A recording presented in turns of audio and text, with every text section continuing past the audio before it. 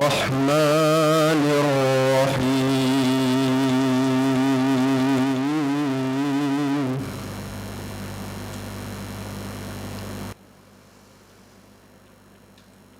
قد أفلح المؤمنون الذين هم في صلاتهم خاشعون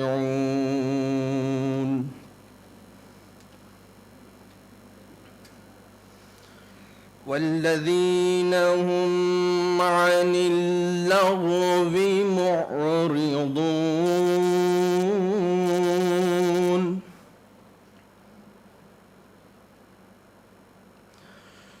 والذين هم للزكاة فاعلون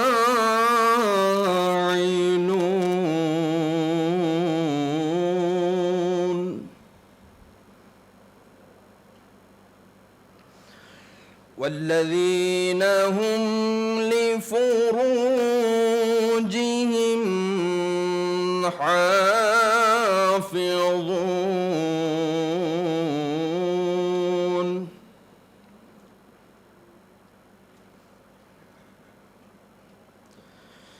إلا على أزواجهم أو ما ملكت أيمانهم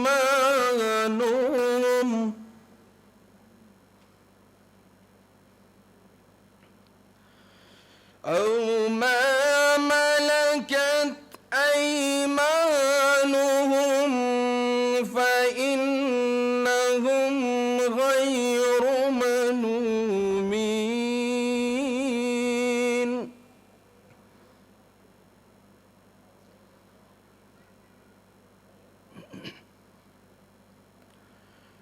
فمن ابتغى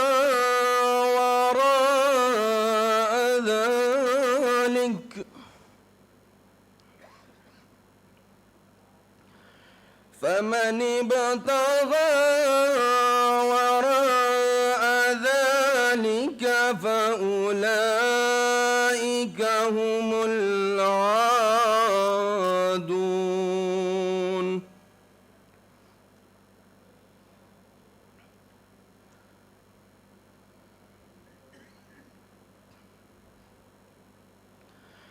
والذين هم لأماناتهم وعهدهم راعون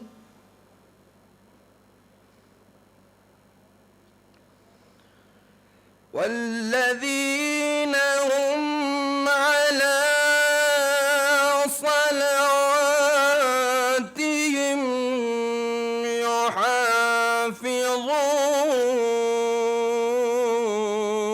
يحافظون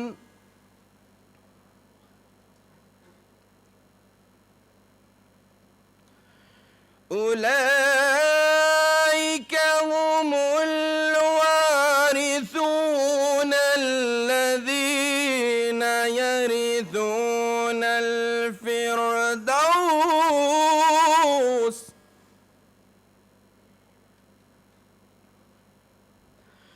الذين يرثون الفردوس هم فيها خالدون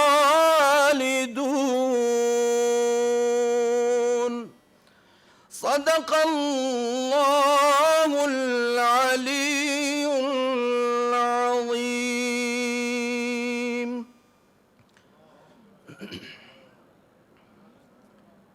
ترجمہ آیات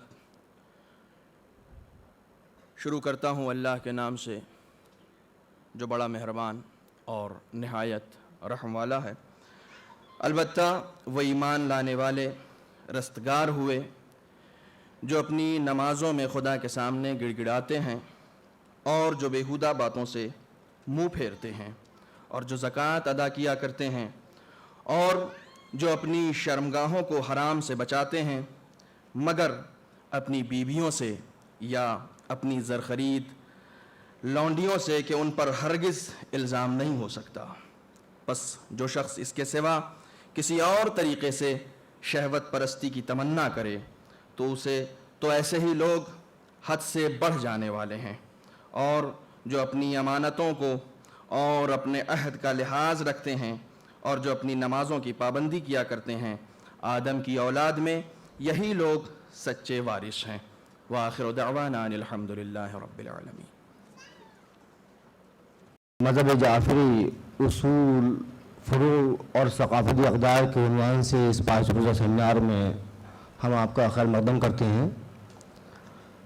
جیسے کہ آپ کے علم میں ہے کہ آج کے اس افتتاحی نشست کی صدارت مولانا ڈاکٹر سید قلبی صادق صاحب قبلہ فرمائیں گے. میری بسط ادب مولانا قلبی صادق صاحب سے درخواست ہے کہ وہ اسٹیج پر تشریف لائیں. ہمارے آج کے پروگرام کے مہمان خصوصی اور ایران سے آئے ہوئے عالم دین آیت اللہ سید محمد علی شیرازی بھی ہمارے درمیان تشریف رکھتے ہیں. ہمارے لیے بڑی خوشی کی بات ہے کہ وہ ایران سے یہاں اس پروگرام میں شرکت کرنے کی تشریف لائے ہیں. میری ان سے درخواست ہے کہ وہ اسٹیج پر تشریف لائیں.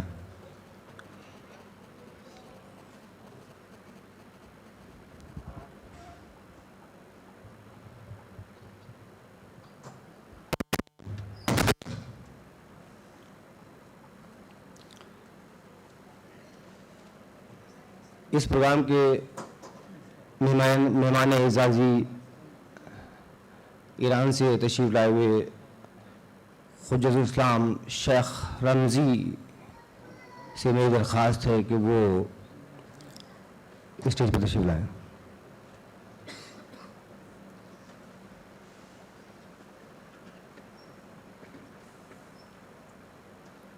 لندن سے تشریف لائے ہوئے بیرسٹر مرتضی احمد لاکھا صاحب سے میری درخواست ہے کہ وہ بھی اسٹیج پر تشریف لائیں. مرتضی احمد لاکھا صاحب.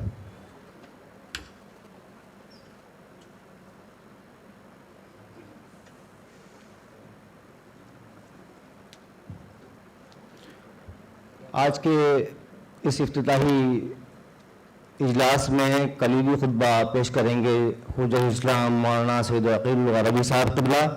میری ان سے بسط ادب گزارش ہے کہ وہ اسٹیج پر تشریف لائیں. اور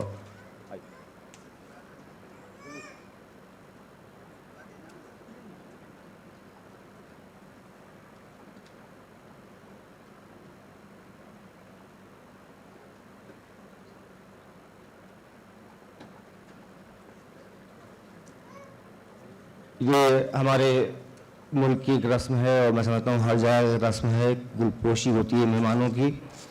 میں بغیر کسی تاخیر کے چاہتا ہوں کہ یہ رسم بھی ادا کر دی جائے.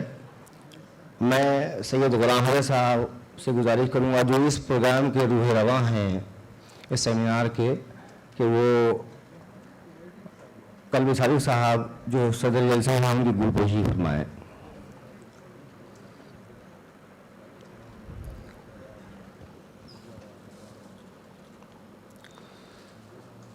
جناب ظہیر زیدی صاحب سے درخواست ہے کہ وہ آیت اللہ محمد علی شیرازی صاحب کی گلپوشی فرمائیں.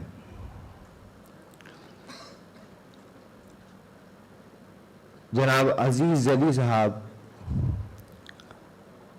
سے درخواست ہے کہ وہ حجت الاسلام شیخ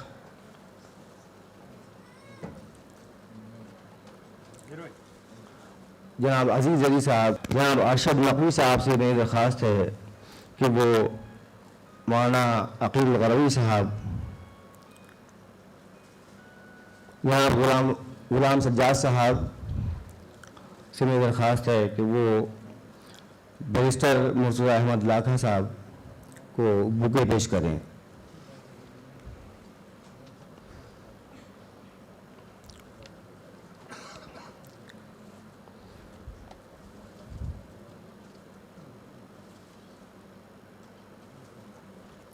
اب میں سیمینار کے کنوینر جناب سید غلام حیدر صاحب سے درخواست کروں گا کہ وہ تشریف لائیں اور اس سیمینار کے مقاصد اور اہداف بیان کرتے ہوئے مہمانوں کا خیر مقدم کریں. جناب سید غلام حیدر صاحب.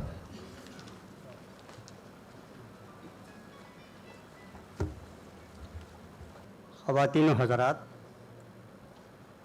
آیت اللہ محمد علی شیرازی، حجت الاسلام سید عقیل الغربی، ڈاکٹر کلب صادق اور دیگر علماء کرام اور خواتین و حضرات، عالم تشیع خصوصاً ہندوستان اور بیرون ہند کے اتنے مستند، مقتدر اور معتبر علماء و فقہاء و خطباء اور دانشور حضرات کی موجودگی میں ہمارے دین و دنیا کے اہم ترین مسائل پر گفتگو میں اس پیشخوانی کی جسارت کرتے ہوئے مجھے اپنی حیثیت یا درجے کا پوری طرح احساس ہے، لیکن اس کا جواز بھی مجھے اپنی اس دیرینہ روایت میں مل گیا کہ ہم اپنی مجالس میں بڑے سے بڑے خطیب یا ذاکر سے پہلے کسی چونچال سے بچے کو پیشخوانی کے لیے ممبر پر بھیج دیتے ہیں، اور جب وہ اپنی لرزتی گھبراتی آواز میں ایک چھوٹا سا ذاکر سر ممبر آیا پڑھتا ہے تو اس کی ہمت افزائی کے لیے یہ بھی کہہ دیتے ہیں، میاں ایک زینہ اور اوپر بیٹھو، لوگ تمہیں اچھی طرح دیکھ تو لیں. مذہب جعفری، اصول و فروع اور ثقافتی اقدار پر سیمینار میں ملک اور بیرون ملک سے تشریف لائے تمام علماء کرام، آپ تمام حاضرین، خواتین و حضرات کا قلب سمیم سے خیر مقدم کرتا ہوں. اس سیمینار کے منعقد کرنے کی غرض و غایت یا محرکات کو قدر تفصیل سے آپ حضرات کی خدمت میں اس خدشے کے ساتھ پیش کرنے کی کوشش کر رہا ہوں کہ ممکن ہے کچھ لوگ مجھے چھوٹا منہ بڑی بات کا مرتکب قرار دیں.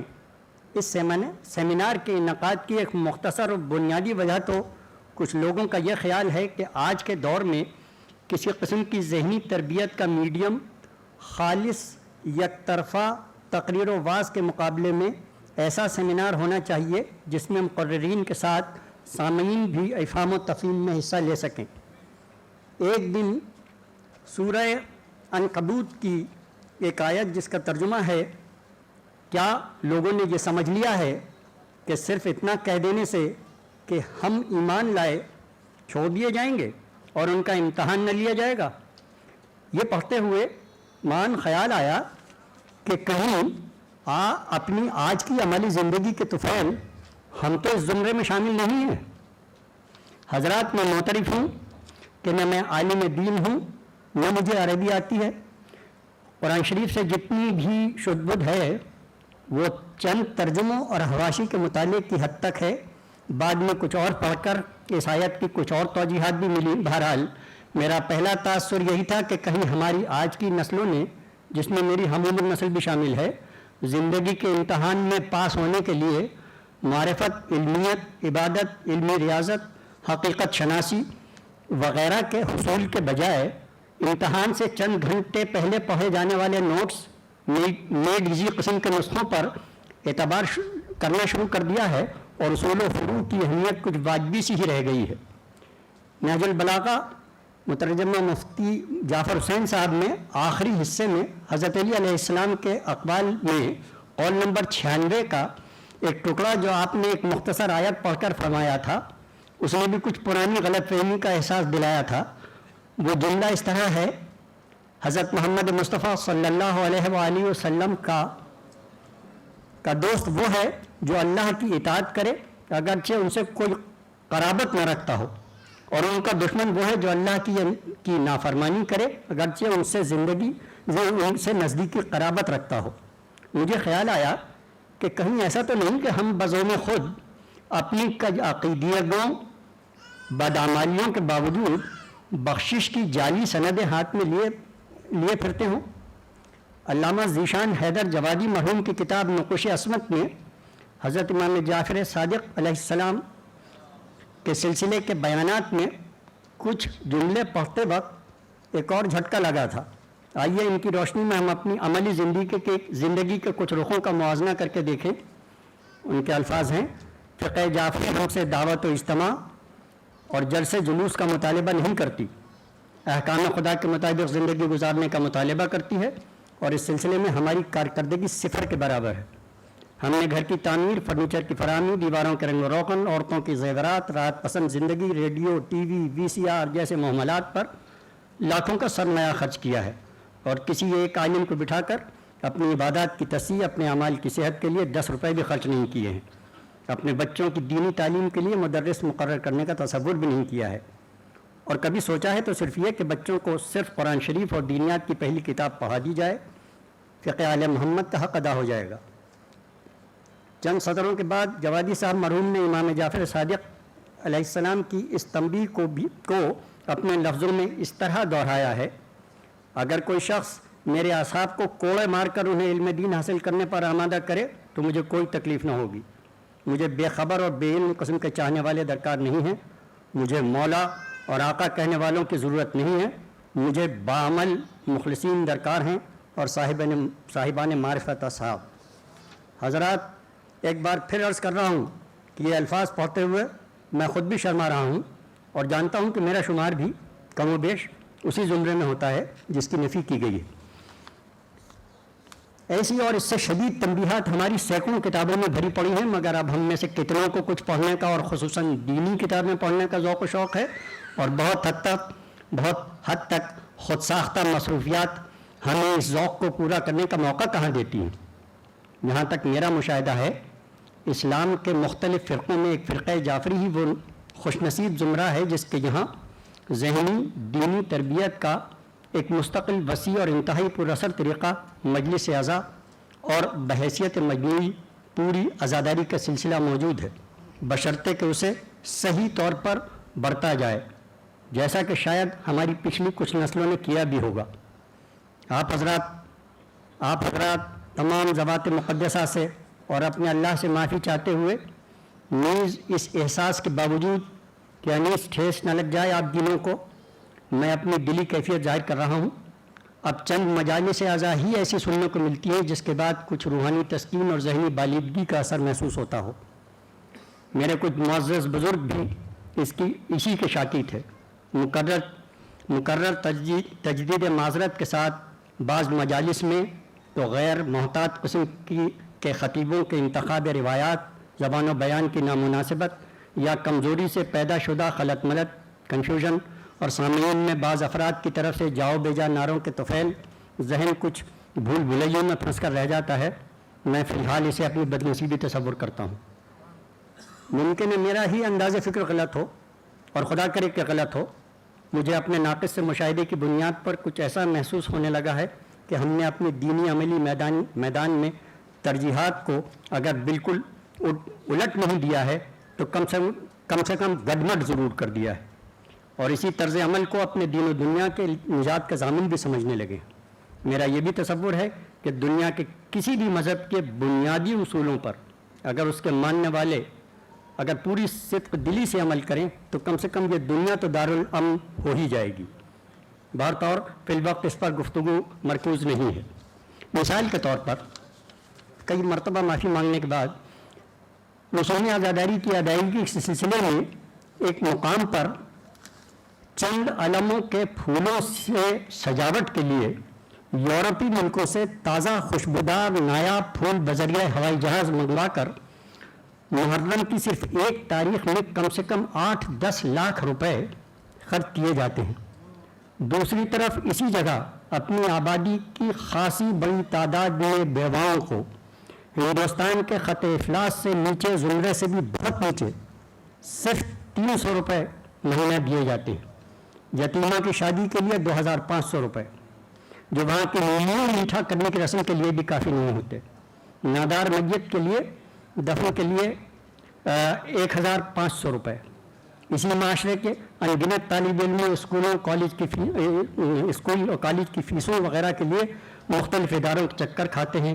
ان کے لیے کوچنگ کلاس ہے، نہ کوئی ہدایتی ادارہ۔ بہرحال میرے طرز فکر کے مطابق ہماری دینی سماجی ترجیحات میں یہ طرز فکر خلط ملط یا کنفیوژن کو ضرور ظاہر کرتا ہے۔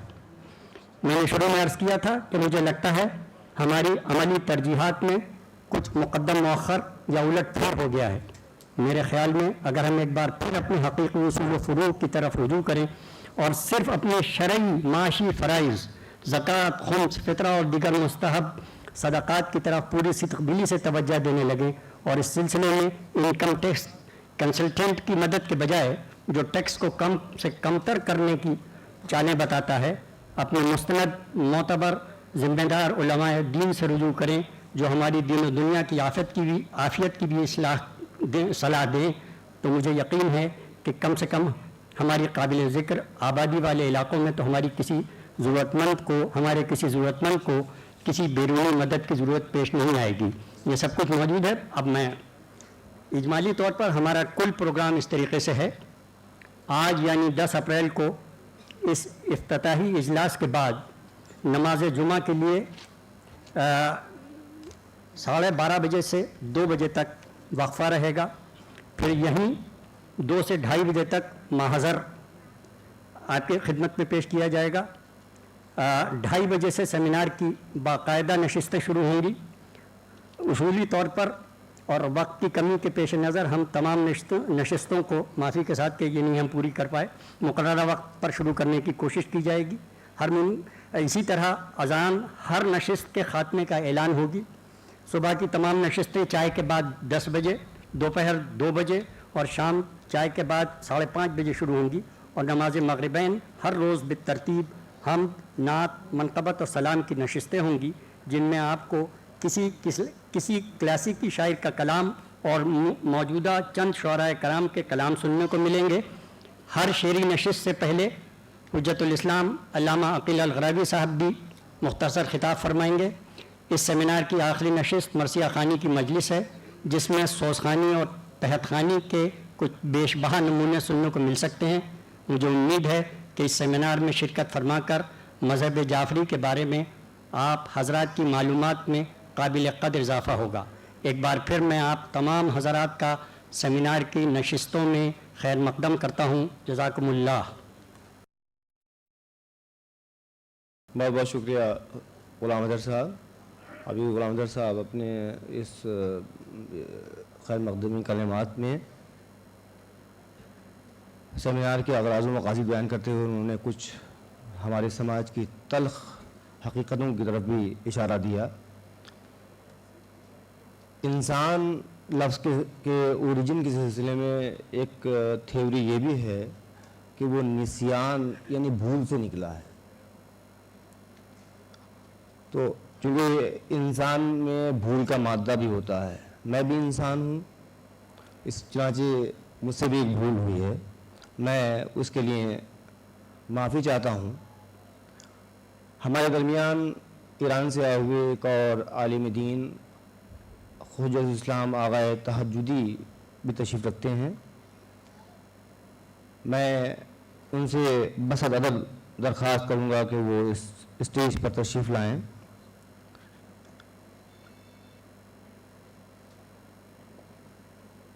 اور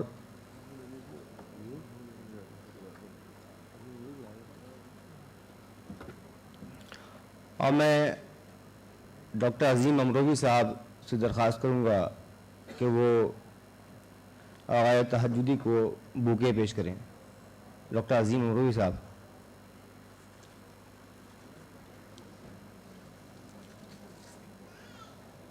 ہمارے جو مہمان باہر سے تشریف لائے ہیں ان کے تعارف کے سلسلے میں میں حجت الاسلام مولانا سید ذیشان حدادی صاحب سے درخواست کروں گا کہ وہ تشریف لائیں اور ہمارے مہمانوں کا تعارف پیش کریں.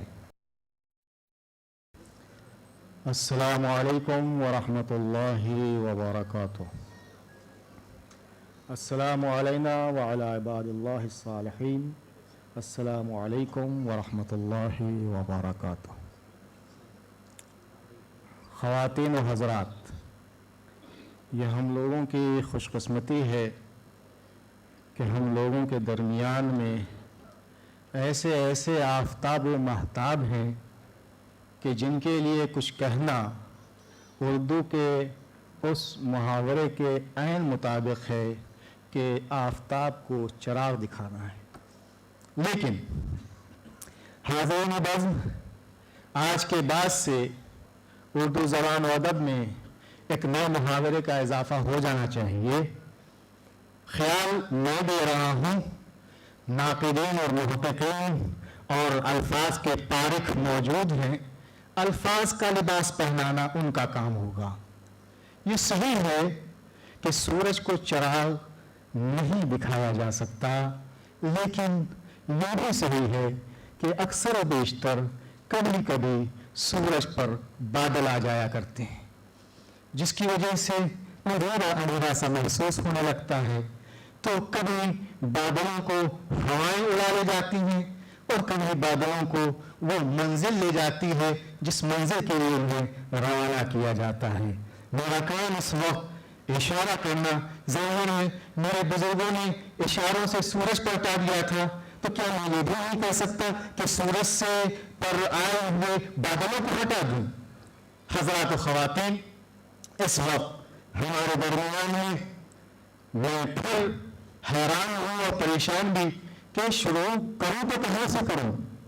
صدر سے شروع کروں یا مہمان خصوصی سے شروع کروں؟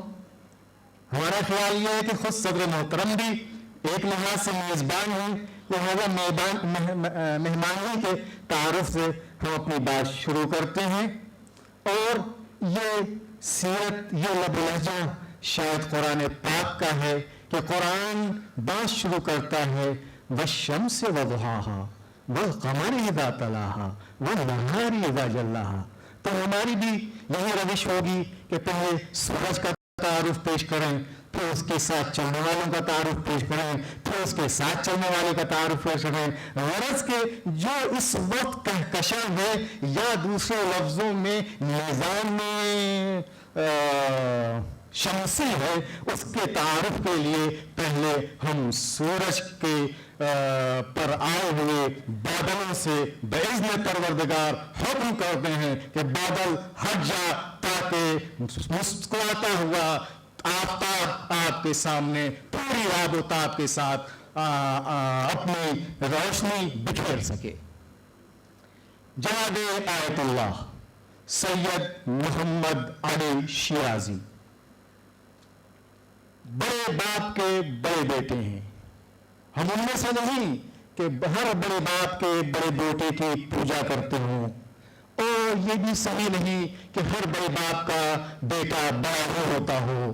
بہت سے ایسے ہوتے ہیں کہ جن کے بڑے باپ کے بڑے بیٹے بڑے ہی گھرانے ہوتے ہیں، لیکن خدا کا شکر ہے کہ ان کے والدین کی دعائیں، ان کے والدین کی نیک تمنائیں، ان کے بڑے بزرگوں نے اپنے فرزند ارجمند آیت اللہ محمد علی شیرازی کی اس طرح تربیت کی کہ بڑے باپ کا ایک بڑا بیٹا ہے جو مشہد مقدس کی سرزمین پر علم و فکر و آگہی کے سیلاب کو رواں دواں کیے ہوئے ہیں، اور تشنگان علم و آگہی روزانہ نہ معلوم کتنوں کی تعداد میں سیراب ہو رہے ہیں.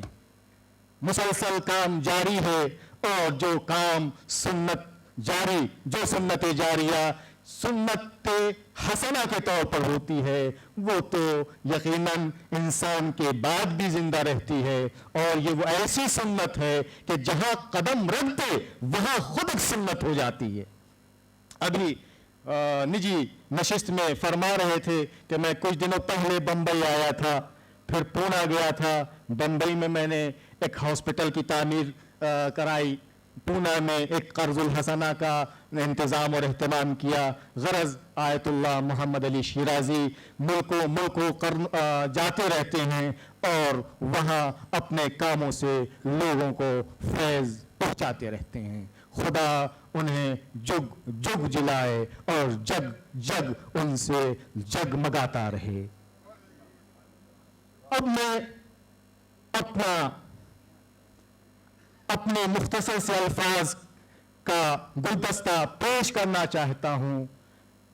ہندوستان کیا بر صغیر ہند و پاک کے قائد ملت جعفریہ ڈاکٹر مولانا کلب صادق صاحب، میں نے سنا ہے، سمجھا نہیں ہے، میں دیکھا ہے کہ کہ ڈاکٹر کلب صادق صاحب کو لفظ مولانا سے بہتر ڈاکٹر لگتا ہے، اگرچہ انہیں حجت الاسلام بھی کہا جا سکتا ہے، اس لیے کہ جب معاف کیجیے گا بعض ہم جیسے لوگ حجت الاسلام ہو سکتے ہیں تو وہ کیوں نہیں ہو سکتے کہ جس کی طرف وہ دیکھ دیں وہ حجت الاسلام ہو جائے؟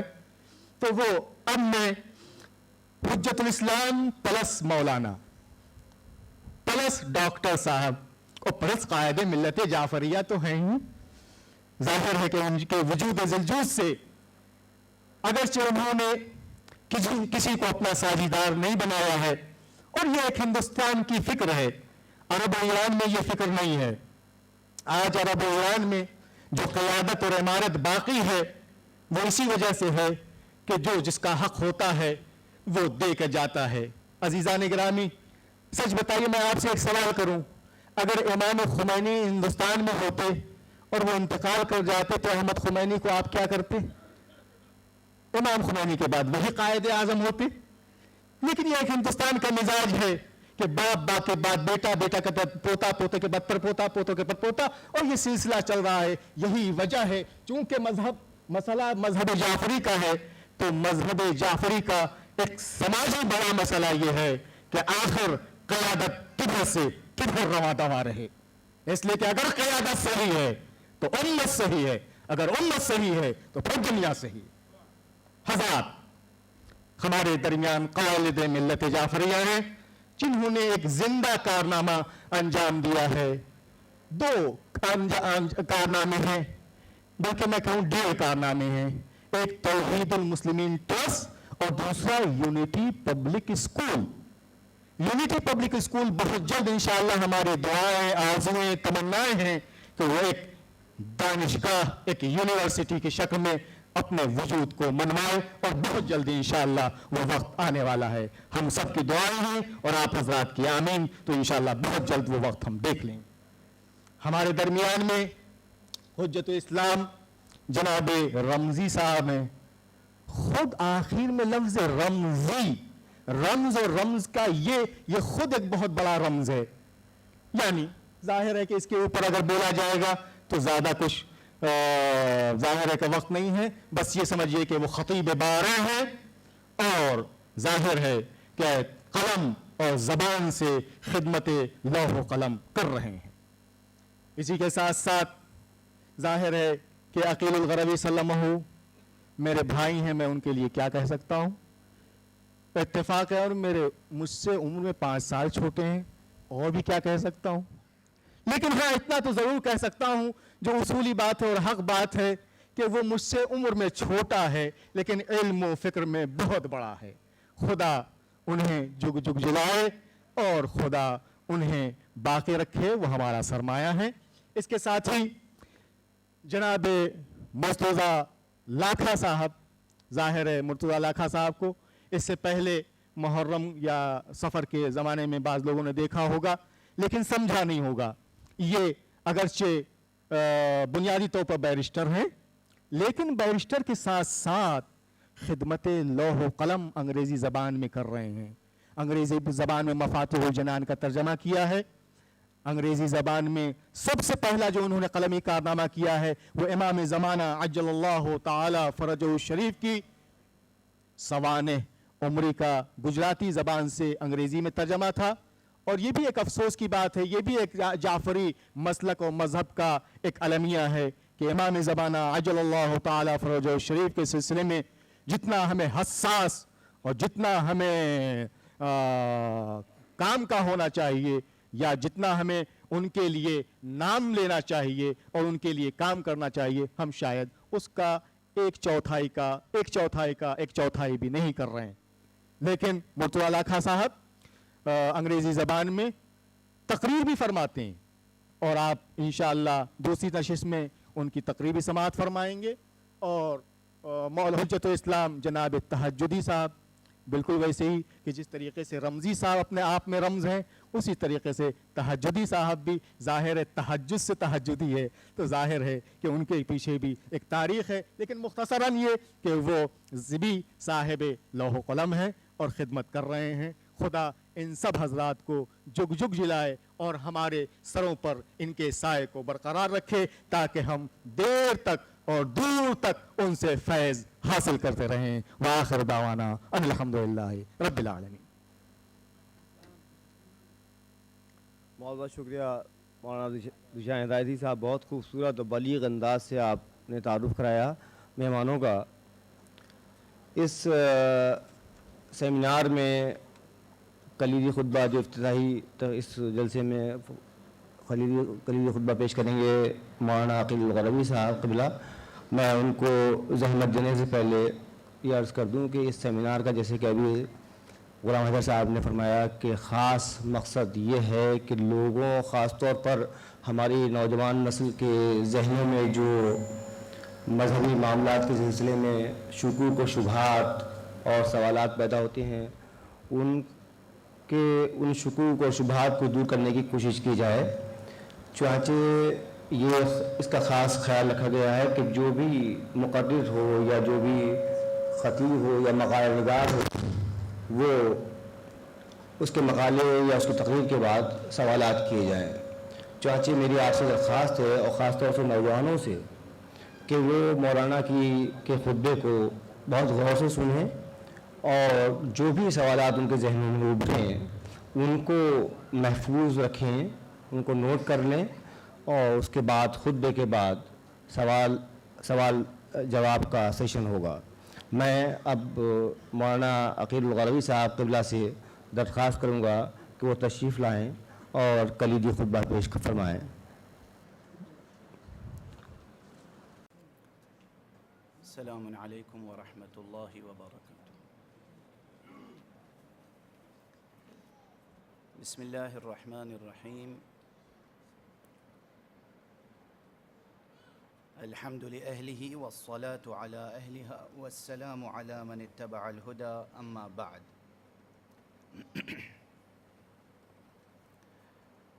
حضرات, وقت بہت کم ہے اور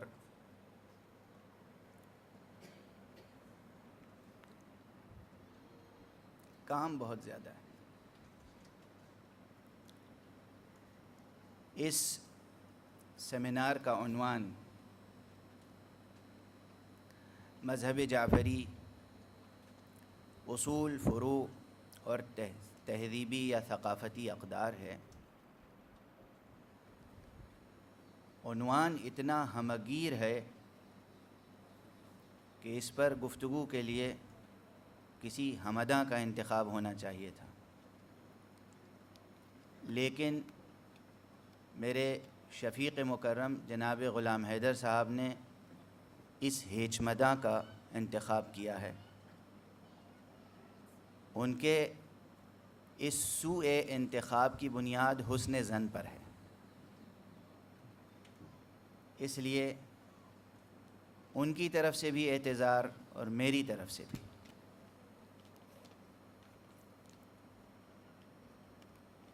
اصل میں میر کا ایک شعر مجھے یاد آ رہا ہے. میر تقی میر نے, لوگ کہتے ہیں 72 نشتر, میر صاحب کا تو دیوان نشتروں ہی کا دیوان ہے. کہتے ہیں افسردگی سوختہ جانا ہے قہر میر,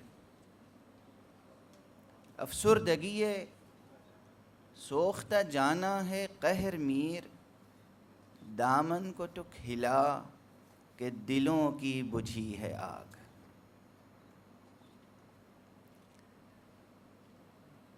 اس وقت غلام حیدر صاحب, ہم اور ہمارے رفقا صرف دامن کو ہلا رہے ہیں کہ دلوں کی بجھی ہوئی آگ بھڑک اٹھے. یہ کام مسلسل کرتے رہنے کا ہے. نہج البلاغہ کے بالکل آخر میں حضرت امیر المومنین علی ابن ابی طالب علیہ الصلاۃ والسلام نے فرمایا ہے کہ اللہ سبحانہ و تعالیٰ نے علماء سے, اہل علم حضرات سے, دانشوروں سے یہ عہد پہلے لیا کہ وہ علم دیں گے، اور نادانوں سے، جاہلوں سے، بے خبروں سے یہ عہد بعد میں لیا کہ وہ علم لیں گے۔ سیمینار کا اہتمام اسی جذبے سے ہو رہا ہے کہ اگر ہمارے پاس کچھ علم ہے، کچھ معلومات ہیں، ہمارے پاس کچھ خیر و خبر کی باتیں ہیں تو ہم آپ تک پہنچائیں۔ دیکھیے، سیمینار، سمپوزیمز، نشستیں، گفتگویں بہت ضروری ہوتی ہیں۔ بس ایک نکتہ شروع ہی میں عرض کر کے میں اپنا مقالہ پڑھنا شروع کر دوں گا، اگرچہ میں مقالہ کم پڑھتا ہوں، تقریر زیادہ کرتا ہوں۔ مجھ سے بعض احباب نے کہا کہ تقریر ہی کیجئے گا، مقالہ ذرا سنگین یا وزین یا بوجھل ہو جاتا ہے۔ میں اپنی جگہ شرمندہ ہوا کہ میری تقریر بھی کب شگفتہ ہوتی ہے۔ آپ حضرات ایک عرصے سے برداشت کرتے آئے ہیں، نہ زبان شگفتہ ہوتی ہے، نہ میرے خیالات سبک ہوتے ہیں، مضمون بھی ثقیل ہوتا ہے اور زبان بھی ثقیل ہوتی ہے، اور ثقیل اس لیے ہوتی ہے کہ وہ میرے نام کی ہم وزن ہے، چونکہ میرا نام عقیل ہے، اس کا قافیہ ثقیل ہے،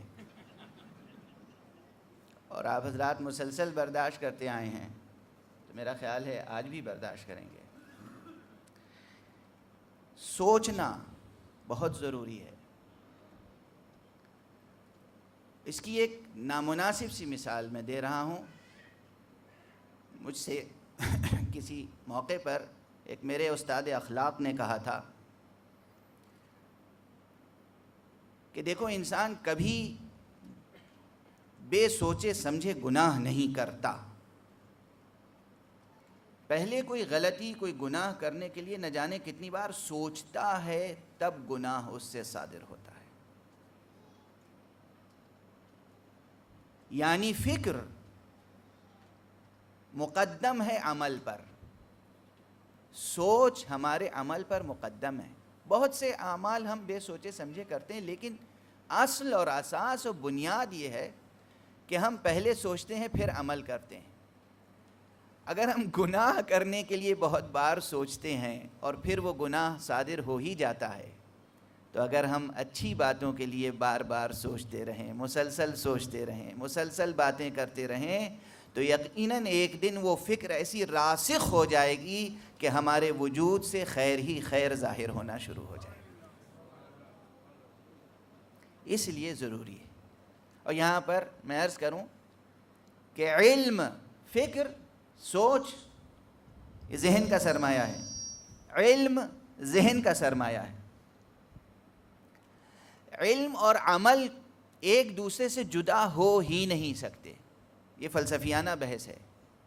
علم اور عمل ایک دوسرے سے جدا ہو ہی نہیں سکتے۔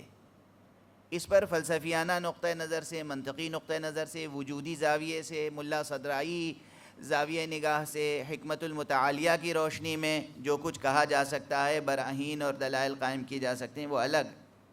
میں ایک لطیف سی بات کہہ رہا ہوں کہ ادبی نقطہ نظر سے، اشتقاقی نقطہ نظر سے، صرفی نہیں۔ علم صرف میں ابواب کی تقسیم الگ ہوتی ہے، اشتقاق میں الگ۔ علم اشتقاق و لغت کی روشنی میں علم و عمل ایک ہی باب سے ہے۔ علم و عمل ایک ہی باب سے ہے۔ دیکھیے، جتنے حروف علم میں ہیں بعین ہی وہی حروف عمل میں ہیں۔ علم میں کیا ہے؟ عین، لام، میم۔ عمل میں کیا ہے؟ عمل میں کیا ہے؟ وہی عین، لام، میم، صرف حروف کی ترتیب بدل گئی۔ لام پہلے ہو گیا، میم بعد میں ہو گیا، بس ترتیب ہی تو بدلی۔ اس کے معنی یہ ہے کہ علم اور عمل میں دوئی بالکل ممکن نہیں ہے وجودی حیثیت سے۔ صرف فرق اتنا ہے کہ جیسے ایک انسان قیام کی حالت میں ہو اور وہی انسان قعود کی حالت میں ہو، تو اس کے اعضاء و جوارح کی ترتیب بدل جاتی ہے۔ قیام کی حالت میں ہو تو اندازہ ہوتا ہے کہ یہ یہاں ٹھہرنے والا نہیں ہے، ابھی چلا جائے گا۔ قعود کی حالت میں ہو تو معلوم ہوتا ہے یہ یہاں ٹھہرے گا۔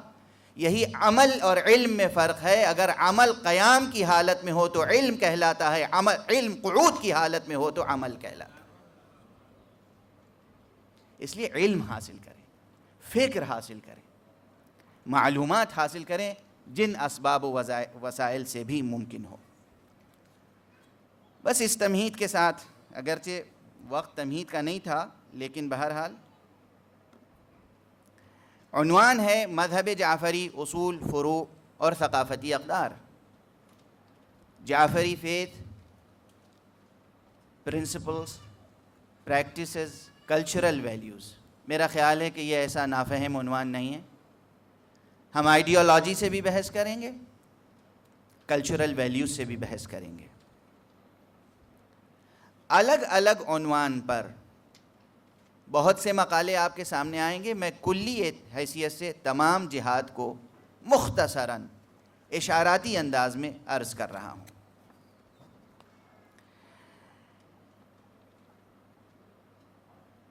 معلمین اخلاق نے اپنے تمام نظریاتی اور عملی مباحث کا دار و مدار اس ابتدائی مفروضے پر قائم کیا ہے کہ انسان بنیادی طور پر دو چیزوں سے مرکب ہے, جسم اور روح.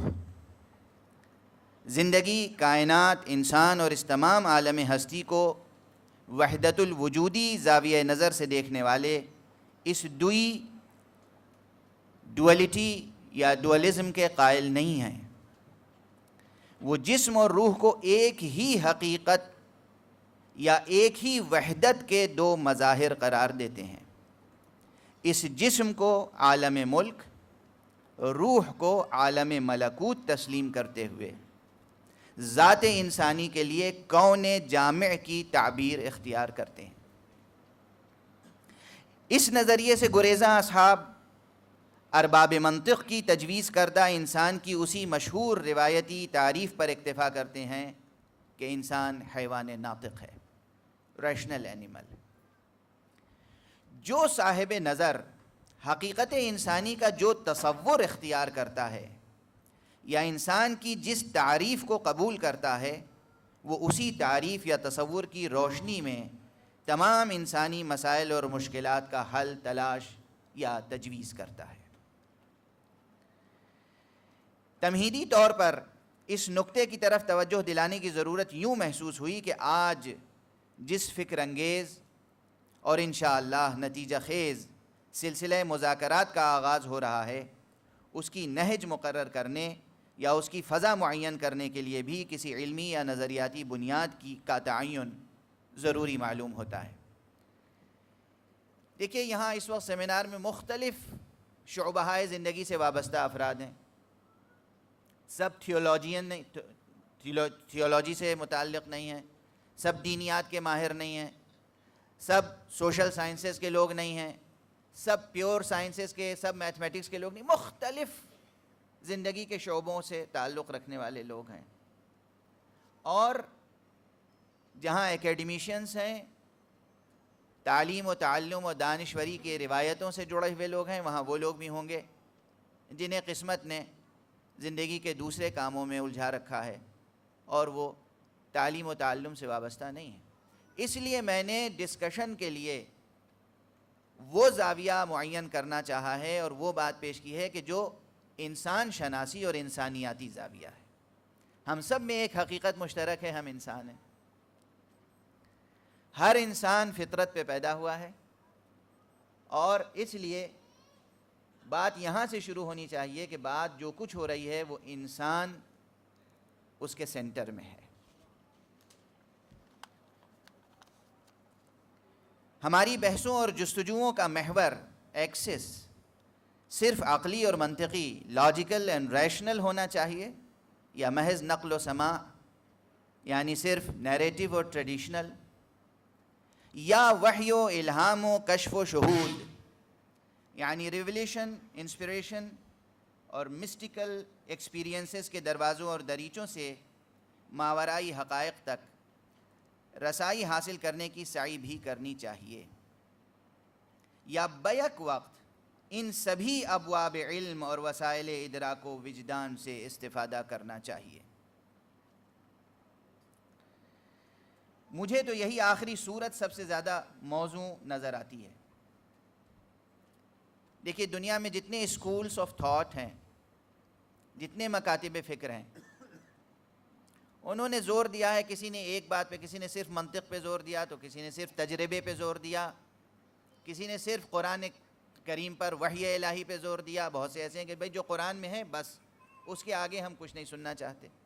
بات بہت اچھی ہے، قرآن مجید میں جو کچھ ہے اس کے علاوہ کچھ نہ سنیں، مگر قرآن مجید کی یہ تو سنیں کہ خود قرآن مجید کہتا ہے کہ عقل و منطق سے بیر نہ رکھو، خود قرآن کہتا ہے۔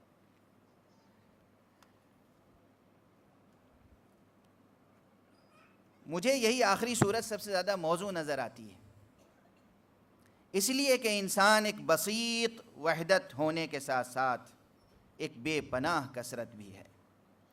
اس کا وجود ذو مراتب ہے، خود انسان کا وجود ذو مراتب ہے۔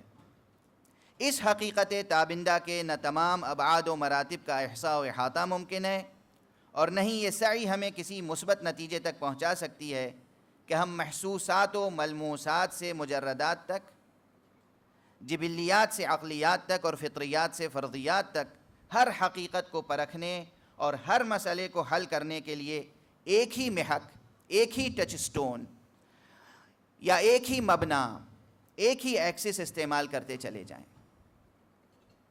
انسان اپنے بہت سے مسائل عقل، مائنڈ کی روشنی میں حل کرتا ہے، تو اپنی زندگی کے بہت سے تقاضے اپنی فطرت سلیمہ، ٹرو نیچر کی دستگیری سے پورا کرتا ہے، اور بہت سے مرحلے صرف اپنی جبلت یعنی انسٹنکٹ کے قدموں سے طے کرتا ہے۔ غور کیجئے تو عقل انسانی، ہیومن مائنڈ کی رسائی مادی خصوصیات اور جزئیات تک بھی تو نہیں۔ میں یاد دلاؤں گا کانٹ کی کتاب critique of the pure reason, تنقید عقل محض، جس کا یادگار اور شاندار اردو ترجمہ مشہور و معروف دانشور مرحوم ڈاکٹر سید عابد حسین نے کیا تھا، اور وہ ان چند ترجموں میں سے ہے کہ جس کی بنیاد پر اردو زبان کے ذخیرے میں بہت اضافہ اور وزن اور وقار پیدا ہوا۔ میں نے ادھر ایک سے زائد مرتبہ یہ جملہ عرض کیا ہے کہ عقل تو لذت نمک و شکر سے بھی ناواقف ہے۔ اس جملے پہ آپ حضرات سوچتے رہیے گا۔ عقل تو لذت نمک و شکر سے بھی ناواقف ہے، اس لیے ہمیں زندگی کی رونقوں کو برقرار رکھنے کے لیے صرف عقل ہی پر تکیہ نہیں کرنا چاہیے، ورنہ ایوان زیست بالکل ہی بے رونق ہو کر رہ جائے گا۔ لیکن اسی کے ساتھ ہمیں عقل سے بیر بھی نہیں رکھنا چاہیے، ورنہ ساری کی ساری رونق بد رونقی میں بدل کر رہ جائے گی۔ یہی سبب ہے، بس یہ تمہید ذہن میں رہے، اور اب تیزی کے ساتھ گفتگو صرف فہرست وار آگے بڑھے گی۔ یہی سبب ہے کہ مذہب جعفری کے اصول ہوں یا فروع، اس کی کوکھ سے جنم لینے والی تہذیب و ثقافت کے اقدار ہوں یا رسوم، ہر مسئلے اور ہر عنوان پر اس مذہب کے فقہا، علماء اور متکلمین نے وحی الہی قرآن مجید، سنت رسول، اجماع اور عقل، چاروں سر چشموں سے دلائل و براہین قائم کیے ہیں۔ اس مذہب کے اصول 5 ہیں، میں تیزی سے اب عرض کر رہا ہوں۔ توحید، عدل، نبوت، امامت اور قیامت۔ غور کیجئے، یہ سب باتیں میں زبانی کہہ سکتا تھا تقریر کے انداز میں، مگر آپ حضرات مجلسیں بہت سن چکے ہیں، تقریریں بہت سن چکے ہیں، اور 21ویں صدی میں آنے کے بعد بھی اگر ہمارا معاشرہ سنجیدہ مقالے نہ سن سکے تو اسے اپنے کفن دفن کا انتظام کر لینا چاہیے۔ اگر علمی مزاج نہیں پیدا ہوا ہے، اگر صرف آپ کو تفریحی محفلیں سجانی ہیں تو سجاتے رہیے، اس سے ہمیں کوئی تکلیف نہیں ہے، لیکن اس سے آپ کا وجود مٹ جائے گا، آپ کی نسلیں تباہ ہو جائیں گی۔ سیر و تفریح بھی کیجئے، ریکریشن بھی کیجئے، لیکن ساتھ میں سنجیدہ فکر بھی رکھیے۔ اس مذہب کے اصول 5 ہیں: توحید، عدل، نبوت، امامت اور قیامت۔ غور کیجئے تو حقیقتاً یہ 5 نہیں بلکہ صرف 3 ہی اصول ہیں۔ عدل چونکہ صفات باری تعالیٰ سے متعلق ہے اس لیے یہ توحید ہی کے مباحث میں شامل ہے، اور امامت دراصل اعلام و اسرار نبوت کی میں نے جو الفاظ استعمال کیے ہیں ظاہر لکھ رہا ہوں، اعلام اور اسرار دونوں الفاظ کی اہمیت ہے۔ اعلام و اسرار نبوت کی امانت داری اور حفاظت و بقا سے متعلق امر ہے، اس لیے حقیقتاً یہ نبوت ہی کے مباحث کا تسلسل اور اسی کے مطالب و مقاصد کا استدراک، استقصاء اور استیعاب ہے۔ ہاں، ذرا اور غور و تأمل سے کام لیجئے تو آپ میرے اس مفروضے کو رد نہ کر سکیں گے کہ فی الواقع فی نفس الامر اصل الاصول تو بس ایک ہی ہے اور وہ ہے توحید۔ عزیزان گرامی، اس کو میں مجلسوں میں بھی کہہ چکا ہوں اور کئی برسوں سے کہہ رہا ہوں، اور اس وقت توحید کے موضوع پر گفتگو بہت ضروری ہے، اس لیے کہ دنیا میں اب امامت کے دشمن اور نبوت کے دشمن کم ہیں، اب سیدھے توحید کے دشمن زیادہ ہو گئے ہیں۔ اس کی وجہ چھوٹی سی مثال دے دوں، اگر کوئی میرا دشمن ہو اور وہ مجھے نقصان پہنچانا چاہتا ہو، لیکن کوئی شخص مجھے پروٹیکٹ کر رہا ہو اور وہ دشمن مجھے نقصان پہنچانے میں ناکام ہو رہا ہو بار بار، تو پھر دشمن کی اسٹریٹجی بدل جاتی ہے، وہ کہتی ہے انہیں چھوڑ دو، جو پروٹیکٹ کر رہا ہے اسے پہلے درمیان سے ہٹا دو۔ اس لیے نبوت پہ حملے ہو رہے تھے، امامت پر حملے ہو رہے تھے، لیکن نبوت اور امامت چونکہ خدائی منصب ہے اور اس کا محافظ خدا ہے، دین کا محافظ خدا ہے، اس لیے اب باقاعدہ یہ منصوبہ ہے کہ انسان کے ذہن و ضمیر سے خدا کا عقیدہ ہی مٹا دو، تب تمہارے ہوس پرستانہ منصوبے مکمل ہو سکتے ہیں۔ جو بھی فرعون بننا چاہتا ہے وہ خدائے برحق کا عقیدہ مٹاتا ہے، تب فرعون بن پاتا ہے۔ غور فرمایا آپ نے؟ توحید کا مسئلہ بہت اہم ہے، بہت اہم ہے۔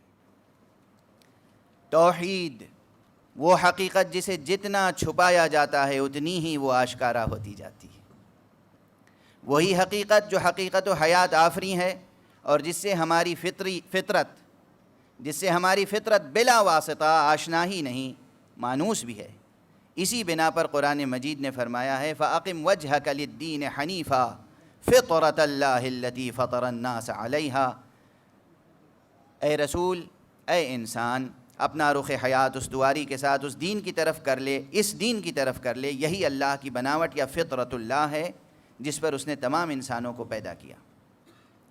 اور خطیب قرآن نبی آخر الزمان مدینۃ العلم حضرت ختمی مرتبہ صلی اللہ علیہ وآلہ وسلم نے فرمایا کل مولود یولد علی الفطرہ، ہر بچہ فطرت پر پیدا ہوتا ہے۔ اور جب باب مدینۃ العلم امیر المؤمنین امام المتقین حضرت علی ابن ابی طالب علیہ السلام سے پوچھا گیا مل فطرہ، فطرت کیا ہے، تو آپ نے فرمایا کلمۃ التوحید ہی الفطرہ، کلمہ توحید ہی فطرت ہے۔ یہ چیز سن لینے میں آسان معلوم ہوتی ہے، پڑھ لینے میں آسان معلوم ہوتی ہے، اس پہ بہت غور، بہت فکر اور بہت ہی میڈیٹیشن اور اعتکاف کی ضرورت ہے کہ اس حقیقت کو ہم اپنے سماعت کے پردوں سے دل تک پہنچا سکیں یا آنکھ کے پردے سے دل تک پہنچا سکیں، اس حقیقت کو ڈسکور کر سکیں، کشف کر سکیں اپنے وجود کے اندر کہ فطرت توحید ہے۔ غرض توحید ہی اساس دین ہے، توحید ہی اساس وجود، اساس ہستی اور اساس کائنات۔ اس توحید کی معرفت کا مکتوبی سرچشمہ قرآن مجید ہے اور عینی سرچشمہ سرور کائنات صلی اللہ علیہ وآلہ وسلم کی ذات حقایات۔ قرآن مجید کا موضوع اور حقیقت محمدیہ کا قوام دونوں توحید ہیں، قرآن مجید نے زندگی اور کائنات، توجہ رکھیے گا، قرآن مجید نے زندگی اور کائنات کے تمام مسائل کی تشریح، توجیہ اور گرہ کشائی اسی ایک اصل و اساس پر فرمائی ہے، بالکل انفرادی، ذاتی اور شخصی مسائل سے لے کر عائلی مسائل تک، اور کسی چھوٹے سے کنبے یا قبیلے یا کسی چھوٹی سی قوم یا قومیت کے مسائل سے لے کر پورے انسانی معاشرے کی تدبیر و سیاست کے مسائل تک، علمی، عملی، اخلاقی، اقتصادی، معاشی، سیاسی، مادی، روحانی، غرض ہر قسم کے مسائل کا حل اور تصفیہ قرآن حکیم نے توحید ہی کی بنیاد پر تجویز کیا ہے۔ اور سیرت نبویہ صلی اللہ علیہ وآلہ وسلم کا دقیق مطالعہ کیجئے تو اندازہ ہوگا کہ آپ نے بھی انسانی زندگی کا مقصد بس یہی قرار دیا ہے کہ وہ اپنے پورے وجود کے ساتھ حقیقت توحید پر گواہ بن جائے۔ لوگ پوچھتے ہیں، جو مسلمان ہیں وہ پوچھتے ہیں کہ مولانا ہمارے وجود کا مقصد کیا ہے؟ یہ اس کا واحد جواب ہے، ہمارے وجود کا مقصد صرف یہ ہے کہ ہم اپنے پورے وجود کے ساتھ حقیقت توحید پر گواہ بن جائیں۔ اسی لیے کلمہ شہادت کو بھی کلمہ شہادت کہتے ہیں، اور جب آخری مرتبہ حاصل ہوتا ہے تو اسے بھی شہادت کہتے ہیں، اور شہادت گواہی کا نام ہے۔ ہمیں اپنے پورے وجود کے ساتھ گواہ بننا ہے صرف اس پر کہ اللہ سبحانہ و تعالیٰ کی ذات برحق ہے، حقیقت توحید پر گواہ بننا ہے۔ اب میں عرض کر رہا ہوں، یہ تو حقیقت توحید کی تعریف تو رٹا دی جاتی ہے بچپن میں، اب ذرا سا ڈسکشن کا وہ لیول، ظاہر ہے کہ یہاں سب لوگ اس لیول پر ہوں یا نہ ہوں، کچھ ضرور ہوں گے، میں صرف فہرست سنا رہا ہوں کہ ہمارے علم کلام کی کتابوں میں، سنجیدہ کتابوں میں توحید کے مباحث میں کیا کیا ہے، اور توحید کے مباحث سے کیا کیا برکات حاصل ہوئے ہیں علمی اور عملی۔ ہمارے مکتبی نصابوں میں توحید حق صمدی اور اس سے متعلق عناوین کے ضمن میں ثبوت خالق اور اثبات وحدت کے مسائل، یعنی پہلے تو یہ بحث ہوتی ہے کہ خالق ہے بھی یا نہیں ہے، پھر یہ بحث ہوتی ہے کہ وہ خالق ایک ہے یا ایک سے زیادہ۔ ثبوت خالق اور اثبات وحدت کے مسائل سے بات شروع ہوتی ہے، جو خود وحدت کی حقیقت سے گزرتے ہوئے ذات و صفات کے پرپیچ و خم مبحث تک پہنچ کر ایک متلاطم سمندر کی مانند بے قرار ہو جاتی ہے۔ پہلے یہ بحث ہوتی ہے کہ خالق ہے بھی یا نہیں، پھر یہ بحث ہوتی ہے خالق ایک ہے یا ایک سے زیادہ، پھر جب یہ بحث تمام ہو جاتی ہے کہ خالق ایک ہے تو یہ بحث شروع ہوتی ہے کہ وہ ایک کس طرح کا ہے، اس کی وننس کا نیچر کیا ہے، نیومیریکل وننس ہے یا ان نیومیریکل وننس ہے، اس کی وحدت عددی ہے یا وحدت غیر عددی۔ میتھمیٹکس کی فلسفی میں یہ مباحث کہاں تک پہنچے ہیں یہ دوسرے حضرات بتائیں گے۔ وننس، نیومیریکل وننس اور ان نیومیریکل وننس کو میتھمیٹکس ڈیفائن کر سکتی ہے۔ وحدت حق وحدت عددی ہے یا وحدت غیر عددی؟ ذات احدی و صمدی تو قدیم ہے، دوسری بحث، توجہ رکھیے گا، ذات احدی و صمدی تو قدیم ہے، لیکن یہ تمام عالم ہستی، ہم آپ زمین آسمان، یہ تمام عالم ہستی جو اسی ذات قدیم و فیاض علی الاطلاق کا فیضان لطف و کرم ہے، یہ حادث ہے کہ قدیم؟ یہ ادھیڑ بن، اسی ادھیڑ بن میں حکماء اور متکلمین نے حدوث و قدم کی کئی قسموں کی تحقیق کر ڈالی، قدم ذاتی، قدم زمانی، قدم رتبی، حدوث ذاتی، حدوث زمانی، حدوث رتبی وغیرہ وغیرہ کی وضاحتیں کی گئیں۔ معلم اول ارسطو اور اس کے پیشرو افلاطون کے زمانوں سے حدوث و قدم کی دو ہی قسمیں چلی آ رہی تھیں، حدوث و قدم ذاتی اور حدوث و قدم زمانی، جسے عام طور پر متکلمین نے اختیار کیا، یعنی حدوث و قدم زمانی کو متکلمین نے اختیار کیا، اسکولاسٹک اسکول آف تھاٹ نے۔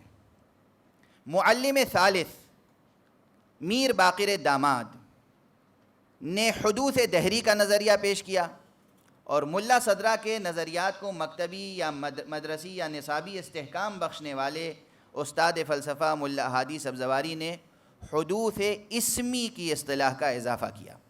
نقطے سے نقطہ پیدا ہوتا چلا گیا اور بات سے بات نکلتی چلی گئی۔ انہی مباحث نے زمان و مکان، اسپیس اینڈ ٹائم کے مسائل کو فروغ بخشا۔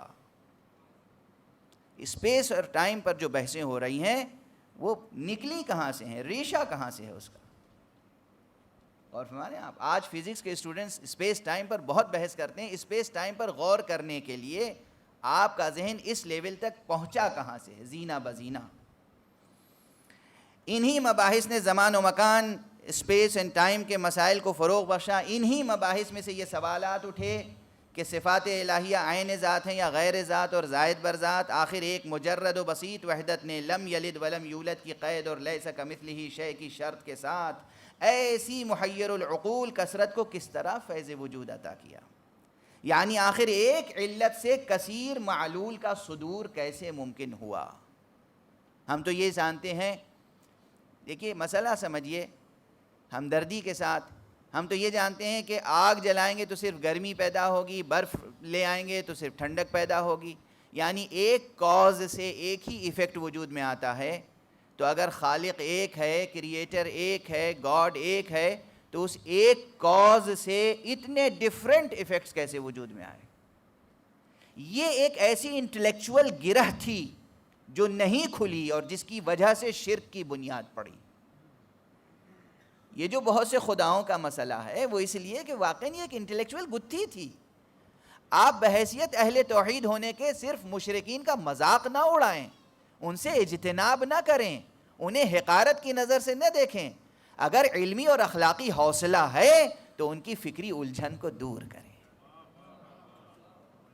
انہیں آپ بتائیں کہ توحید کی اساس کیا ہے. یہی وہ مسائل ہیں جن کے اچھی طرح سے تصفیہ نہ ہو سکنے کی وجہ سے انسانی معاشرے میں اعتقادی اور عملی دونوں میدانوں میں شرک کی بنیاد پڑی اور شر نے سر ابھارا. مقالہ ذرا آگے بڑھ رہا ہے. جی آقا ببخشید من بالاخره مجبورم. میں نے تعارفات و تکلفات میں وقت ضائع نہیں کیا, وہ آخری میں رکھا ہے کہ میں اپنی طرف سے عرض ارادت و ادب حضرت آیت اللہ سید محمد علی شیرازی صاحب اور اپنے قائد ملت جعفریہ جناب مولانا قلب صادق صاحب قبلہ اور تمام مہمانوں کی خدمت میں آخر میں عرض ادب کروں گا. لیکن یہ تمام حضرات وہ بزرگوار ہیں جو خود یہ چاہیں گے کہ میں جلدی جلدی انہیں ٹھیک ٹھیک سبق سنا دوں. نصاب الہیات یا کتاب توحید میں ایک ایک صفت کے باب میں کتنے ہی مباحث ہیں.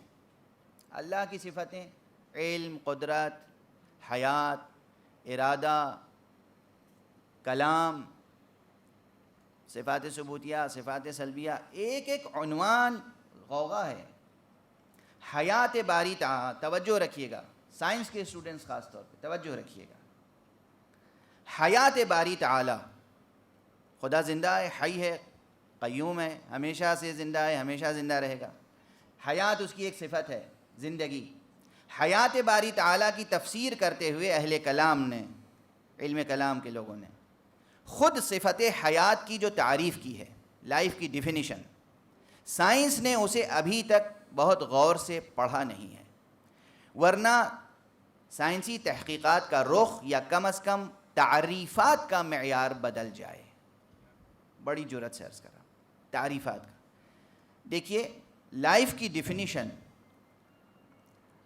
واٹسن نے, جو ڈی این اے کا دریافت کرنے والا ہے اور بہت مشہور اور بہت بڑا سائنٹسٹ ہے, اس نے لائف کی ڈیفینیشن یہ دی ہے کہ life is nothing else but a series of coordinated chemical reactions.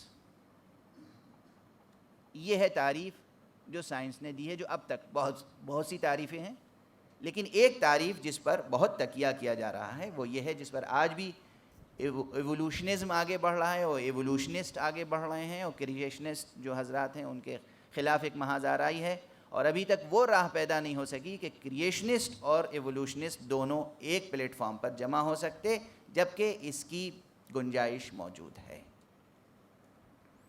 تو وہ کہتے ہیں life is nothing else but a series of coordinated chemical reactions. علم کلام نے کیا کہا, عجیب و غریب انداز سے تعریف کی.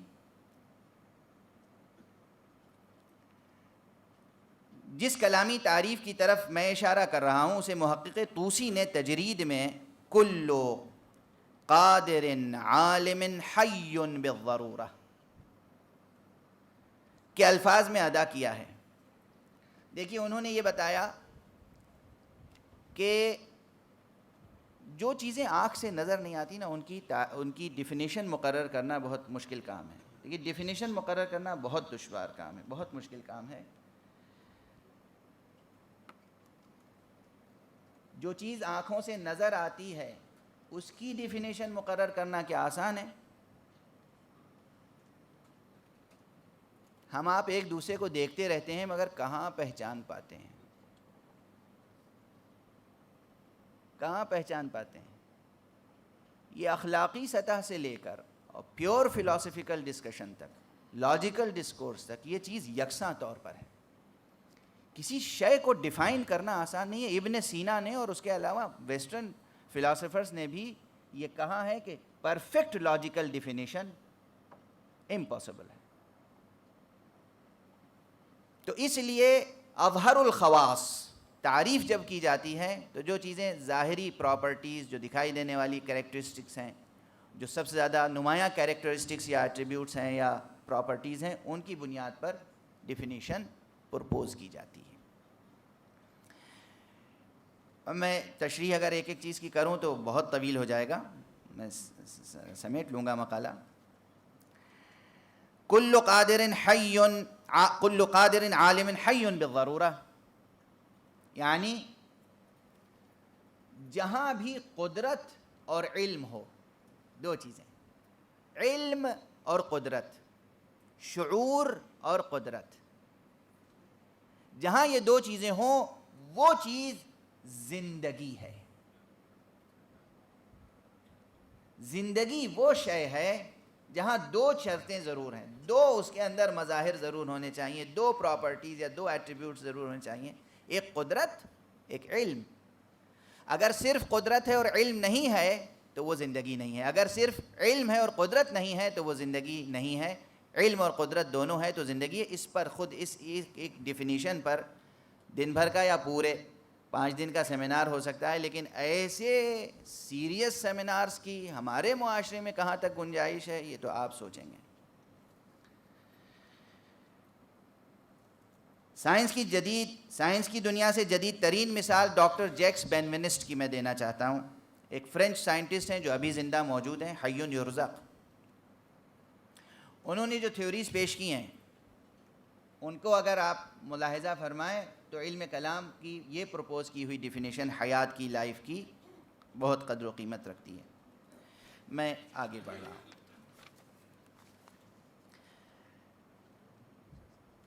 بات حیات سے، مقالہ آپ حضرات کے ہاتھوں میں غالباً ہے،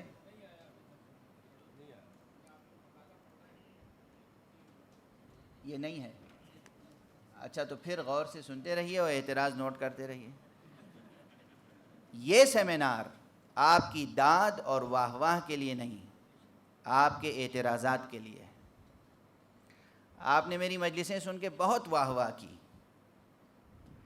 آج مقالہ سن کر جتنے اعتراضات ممکن ہے کیجئے، جتنے سوالات ہیں وہ کیجئے۔ ہم اور آپ دونوں اس مکتب سے تعلق رکھتے ہیں جو مکتب منبر سلونی سے وابستہ رہا ہے۔ مولا علی علیہ الصلوۃ والسلام یا امام جعفر صادق علیہ الصلوۃ والسلام کے بعد کسی نے سلونی کا دعویٰ نہیں کیا مگر یہ کہ وہ روسیہ ہوا۔ ہم میں سے کوئی سلونی کا دعویٰ نہیں کر سکتا۔ ہم آپ کے سوالات سے اپنے معلومات میں اضافہ کرتے ہیں۔ مولا آپ کے سوالات کا جواب دے کر آپ کے علم میں اضافہ کرتے تھے، تو ہم آپ ایک دوسرے کے علم اور معلومات میں اضافہ کرتے رہیں۔ اس لیے سوالات نوٹ کریں۔ اب میں وہ چند سطریں ضرور پڑھ دوں جو سائنس کے اسٹوڈنٹس کے لیے ضرور کام کی ہوگی۔ دیکھیے زندگی کی بحث ہو رہی تھی۔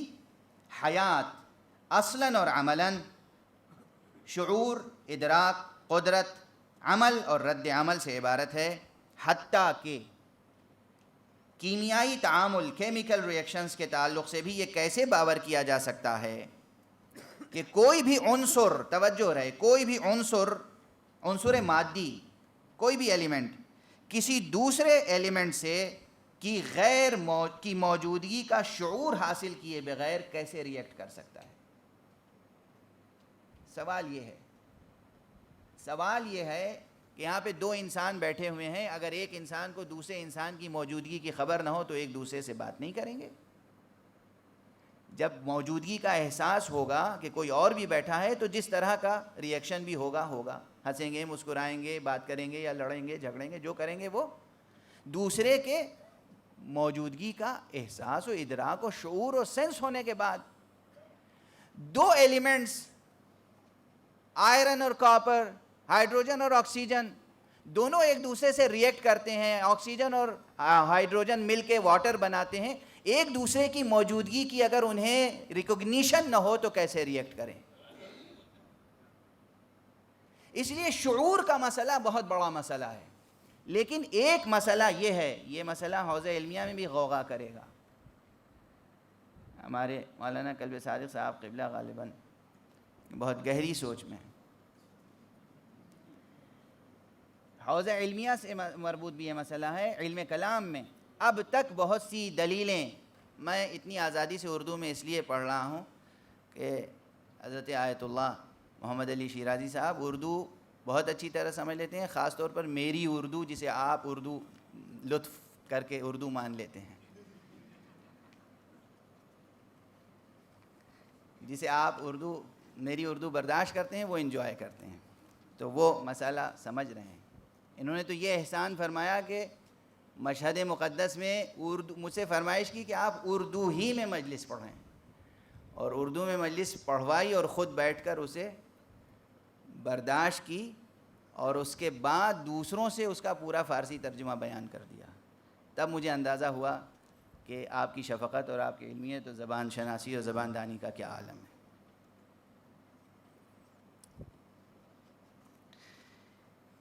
بہرحال یہ مسئلہ شعور کا جو ہے، اس میں جو میں عرض کر رہا تھا کہ حوضے سے متعلق بحث ہے، وہ یہ کہ علم کلام میں بعض دلیلیں ایسی ہیں کہ خود اگر وہ دیکھیے، کسی بھی تھیوری میں سب سے بڑی چیز ہوتی ہے لاجیکل سیلف کنسسٹنسی. اگر کسی تھیوری میں یہ چیز نہیں ہے تو وہ تھیوری نہیں ہے، ویلڈ نہیں ہے، آگے نہیں بڑھ سکتی. یہ لاجیکل سیلف کنسسٹنسی جو ہے ہمارے علم کلام میں، اگر اس بنیاد پر ہم بحث کریں تو بعض دلیلیں قائم رہیں گی، لیکن بعض دلیلوں سے ہمیں دستبردار ہو جانا پڑے گا.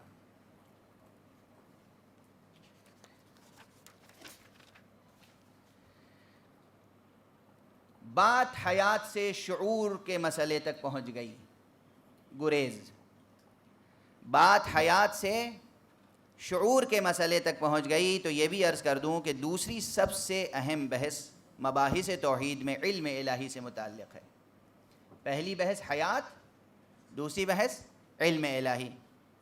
خدا عالم ہے، اتنا تو سب مانتے ہیں، مگر اس کے علم کی حقیقت و وسعت کے باب میں اختلافات رونما ہوتے ہیں. اس کا علم صرف کلیات یونیورسلز تک محدود ہے یا اسے جزیات کا بھی علم ہے؟ پھر جزیات کا علم ہے تو کیوں کر یہ گتھی بھی عام طور پر فلاسفہ سے کسی صورت سلجھنے کا نام نہیں لیتی آج تک. قرآن کریم تو علم الہی کے باب میں بہت واضح بیانات دیتا ہے. حمد سے والناس تک کوئی سورہ علم الہی کے مباحث سے خالی نہیں ہے. اب میں نے آیتیں کوٹ کی ہیں، اسے صرف نظر کر رہا ہوں، آگے بڑھ رہا ہوں. خدا ہر چیز کا علم رکھتا ہے، ہمارے دلوں کا علم رکھتا ہے. پورا ایک صفحہ چھوڑ دیا میں نے. قرآن کریم نے علم الہی کی بے کرانی کو جس طرح سے بیان کیا ہے، ابھی تک عقل بشری اس بیان کو اچھی طرح سے سمجھ بھی نہیں پائی ہے. علم کی کیفیت و کمیت کی بات ایک طرف، دوسری طرف اسی علم الہی کو بہانہ بنا کر جو مزید شکوک و شبہات اور مسائل پیدا کیے گئے وہ علیحدہ مفصل گفتگو کے طلبگار ہیں. مثلا خیام کی یہ ربائی کس قدر مشہور ہے. علم الہی، اللہ سب کچھ جانتا ہے. خیام کہتے ہیں میں خوردن من حق ز ازل می دانست، گر میں نہ خورم علم خدا جہل بود. اللہ روز ازل سے جانتا تھا کہ میں تو شراب پیوں گا، اب اگر میں آج شراب نہ پیوں تو اللہ کا علم جہل ثابت ہوگا، اس لیے مجھے شراب تو پینی ہی پینی ہے. غور فرمایا آپ نے؟ انسان اپنے گناہوں کے لیے کیسے کیسے اچھے حسین مضبوط عذر تراشتا ہے. اگر مکتب جعفری کے طالب علموں نے ان تمام مسائل کی تفصیل بیان کرنے میں جو سعی بلیغ کی ہے، اور جو تاریخ مذہب اور تاریخ کلام و حکمت دونوں کا عظیم الشان سرمایہ ہے، اسے بیان کیا جائے تو یہ مقالہ اپنے معینہ حدود سے تجاوز کر جائے گا، آلریڈی تجاوز شدہ ہے. اسی شبہ خیامی کا جواب نہ جانے کتنوں نے دیا. ایک رباعی آپ مجھ سے بھی سماعت فرماتے جائیں. آج آقا من جسارت کردم یک رباعی در فارسی گزارش کردم در جواب آقای خیام. مولاست مراد همه کس می داند، داناست سواد همه کس می داند، دانستن او علت کار ما نیست، داند چون نهاد همه کس می داند. اس کا جاننا ہمارے کام کی دلیل تھوڑی ہے. میں یہاں پر ایک مثال دے دوں اور آگے بڑھوں. کچھ طالب علم موجود ہیں، البتہ جتنی تعداد میں طالب علموں کو ہونا چاہیے نہیں ہے، لیکن پھر بھی جوان نسل، اور بقول میجر جعفری صاحب کے کہ 45 سے نیچے کی نسل اچھی خاصی پھر بھی نظر آ رہی ہے. اور میرا خیال ہے کہ پہلے نشست میں اس لیے زیادہ لوگ نہیں آئے کہ انہیں معلوم تھا کہ میرا مقالہ ہے، کتنا بوجھل ہوگا، اس لیے بعد میں آئیں گے جب انہیں اچھی تقریریں اور شگفتہ باتیں سننے کو ملیں گی. لیکن پھر بھی اچھے خاصے لوگ ہیں کہ جو 45 سے نیچے کے ہیں. تو میں عرض کر دوں کہ یہ بات کہ خدا علم رکھتا ہے اس لیے اب جو کچھ ہو رہا ہے وہ تو نظام جبر کے تحت ہے، یعنی اسی سے جبر و اختیار کا فلسفہ شروع ہوا، جبر و تفویض کا شروع ہوا، اور نہ جانے شر کا، خیر و شر کا مسئلہ شروع ہوا، کیا کیا شروع ہوا، یہ سب مسائل شروع ہوئے. اور ایک چھوٹی سی مثال سے مسئلہ حل ہو جاتا ہے. ایک پروفیسر جس نے ایک زندگی بھر پڑھایا ہو، 60 برس کا تجربہ ہو، وہ کسی کلاس میں بھیج دیجئے، 2-4 کلاس لینے کے بعد وہ بتا دے گا کہ ان بچوں میں سے کون پاس ہوگا کون فیل ہوگا. اور اتفاق سے وہ کہہ بھی دے، کسی بچے کے سر پہ ہاتھ رکھے، بیٹا ماشاءاللہ تم نے بڑی محنت کی ہے، تم ضرور پاس ہوگے. اور کسی بچے کے پاس جا کے کہہ دے، اس کا کندھا تھپ تھپا کے کہ بھائی ارے تم کیا کر رہے ہو، فیل ہو جاؤ گے ہیں. اب وہ لڑکا جب فیل ہو جائے تو کہے مجھے تو فیل ہونا ہی تھا، پروفیسر صاحب نے کہا تھا تم فیل ہو جاؤ گے. توجہ ہے؟ کیا اس کا یہ عذر معقول ہے کہ چونکہ پروفیسر صاحب کو معلوم تھا کہ میں فیل ہو جاؤں گا اس لیے میں فیل ہو گیا؟ جس طرح وہ عذر معقول نہیں ہے، اسی طرح یہ عذر معقول نہیں ہے کہ اللہ کو معلوم تھا کہ میں یہ گناہ کروں گا اس لیے میں یہ گناہ کر رہا ہوں. اختیار ہمیشہ ہمارا محفوظ ہے. بات علم الہی کے تعلق سے نسبتاً طویل ہو گئی، البتہ اس مقالے کی محدودیت کے لحاظ سے، ورنہ حقیقتاً ابھی تو شروع بھی نہیں ہوئی ہے. بہرحال اسی مناسبت سے یہ ذکر فائدے سے خالی نہ ہوگا کہ جزیات کا اور دلوں کا حال توجہ رکھیے گا. اللہ سبحانہ و تعالیٰ کو کس حد تک معلوم ہے، اس کی انتہائی دلچسپ مثال شہد کی تحریم و تحلیل والی آیت سے بھی سامنے آتی ہے. قرآن مجید میں سورہ تحریم ہے جس میں یہ بیان کیا گیا ہے کہ پیغمبر خدا صلی اللہ علیہ وآلہ وسلم نے اپنی بیویوں میں سے کسی بیوی کے کہنے پر یا اس کی مرضی کے لیے، اس کی خواہش پر یہ کہہ دیا کہ اچھا بھائی اب ہم شہد نہیں پئیں گے، شہد نہیں کھائیں گے، تمہیں پسند نہیں ہے، تمہاری مرضی نہیں ہے تو نہیں کھائیں گے. میں بہت ہی ادب و احترام سے آپ حضرات سے توجہ چاہ رہا ہوں، یہیں توحید سے بات امامت تک بھی پہنچ جائے گی. چونکہ وقت نہیں ہے وہ مجھے سمیٹنا ہے.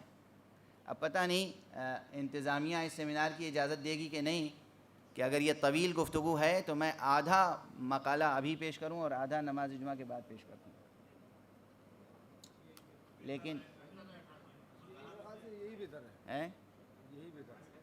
چونکہ بحثیں بہت ہیں تو اب جب تک یہ مقالہ چل رہا ہے آپ حضرات چل رہے ہیں، اور نماز کے لیے ہم ختم کریں گے گفتگو، اور پھر اس کے بعد انشاءاللہ بالکل سوالات آئیں اور مزید آئیں. تو یہ توجہ رکھیے گا، توحید سے لے کر نبوت تک اور امامت تک ابھی یہ مسئلہ اس ایک مثال سے ثابت ہوگا۔ قرآن مجید میں آیت ہے، سورہ تحریم ہے پورا سورہ، یا ایہا النبی لم تحرم ما احل اللہ لک تبتغی مرضات ازواجک، اے نبی جو چیز اللہ نے آپ کے لیے روا رکھی ہے اسے آپ اپنی بیویوں کی مرضی سے کیوں ترک فرما رہے ہیں؟ توجہ رکھیے گا، یہ علم الہی سے بھی جڑا ہوا مسئلہ ہے بھائی، اور تہذیب اور اخلاق و بہت سی باتوں سے جڑا ہوا ہے۔ ایک شخص اپنے گھر میں اپنی بیوی کے ساتھ بیٹھ کے کچھ باتیں کر رہا ہے، بالکل پرائیویٹ لائف کی بات ہے۔ ہماری اخلاقیات، ہماری تہذیب، ہماری ثقافت، ہماری ڈسپلن کیا کہتی ہے؟ اچھی بری جو بھی بات ہو رہی ہے میاں بیوی کے درمیان کی بات ہے، انہوں نے جو بھی طے کیا ہم اس میں کیا مداخلت کریں؟ اگر معلوم بھی ہو گیا تو کہیں ذکر بھی نہیں کریں گے۔ توجہ ہے، اللہ سبحانہ و تعالیٰ کو اس گفتگو کا بھی علم ہے۔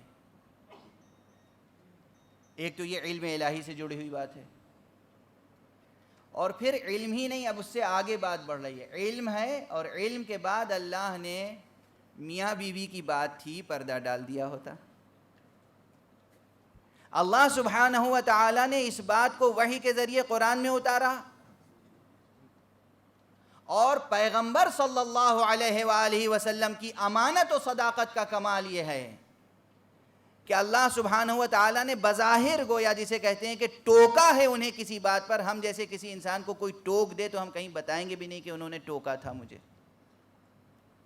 اللہ کے رسول میدان میں آ کے تمام مسلمانوں سے کہتے ہیں کہ اللہ نے مجھے ٹوکا ہے، قیامت تک مسلمان یاد کرتا رہے کہ اللہ سبحانہ و تعالیٰ نے پیغمبر سے یہ فرمایا۔ کس بات کو؟ اتنی سی بات تھی، توجہ رکھیے گا، حضور صلی اللہ علیہ وآلہ وسلم نے یہ فرمایا تھا کہ میں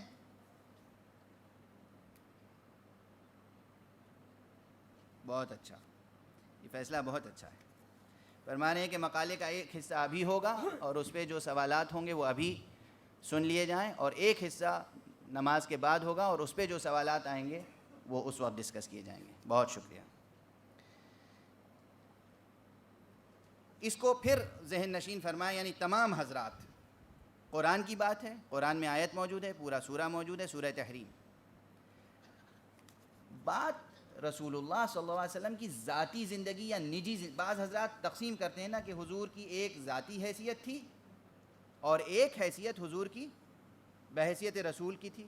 جو باتیں انہوں نے بحیثیت رسول کہی ہیں وہ امت کے لیے قیامت تک کے لیے حجت ہے، اور جو ان کی ذاتی اور پرائیویٹ لائف کی باتیں ہیں اس سے ہمیں کیا تعلق؟ توجہ ہے، ہیں ایسے لوگ بڑی تعداد میں ہیں، اور ماشاءاللہ تعداد بڑھ رہی ہے یا بڑھائی جا رہی ہے۔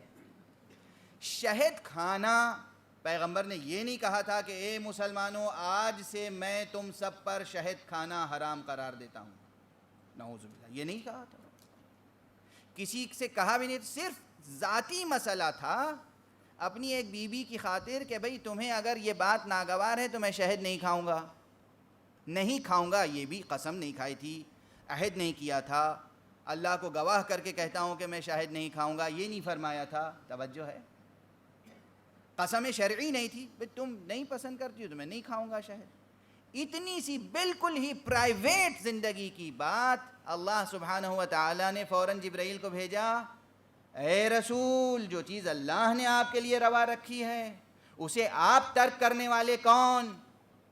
میں عرض کرتا ہوں حضور کی ذاتی زندگی اور میاں بیوی کے درمیان کی گفتگو میں اگر ایک ایسی بات آ گئی تو اللہ نے اس پر ٹوکا، اور اگر رسول اللہ صلی اللہ علیہ وآلہ وسلم کوئی ایسی بات کہیں جو قیامت تک مسلمانوں سے تعلق رکھتی ہو اور وہ صحیح نہ ہو تو اللہ نہ ٹوکے گا۔ جب رسول اللہ نے بار بار فرمایا حضرت علی ابن ابی طالب علیہ السلام کی وصایت و امامت و جانشینی کے بارے میں، یا غدیر خم میں فرمایا من کنت مولاہ فہذا علی مولاہ، جس کا میں مولا ہوں اس کا یہ علی مولا ہے، یہ تو قیامت تک کے لیے بات ہی، فوراً جبرائیل کو آنا چاہیے تھا، اے رسول تم کیا کہہ رہے ہو؟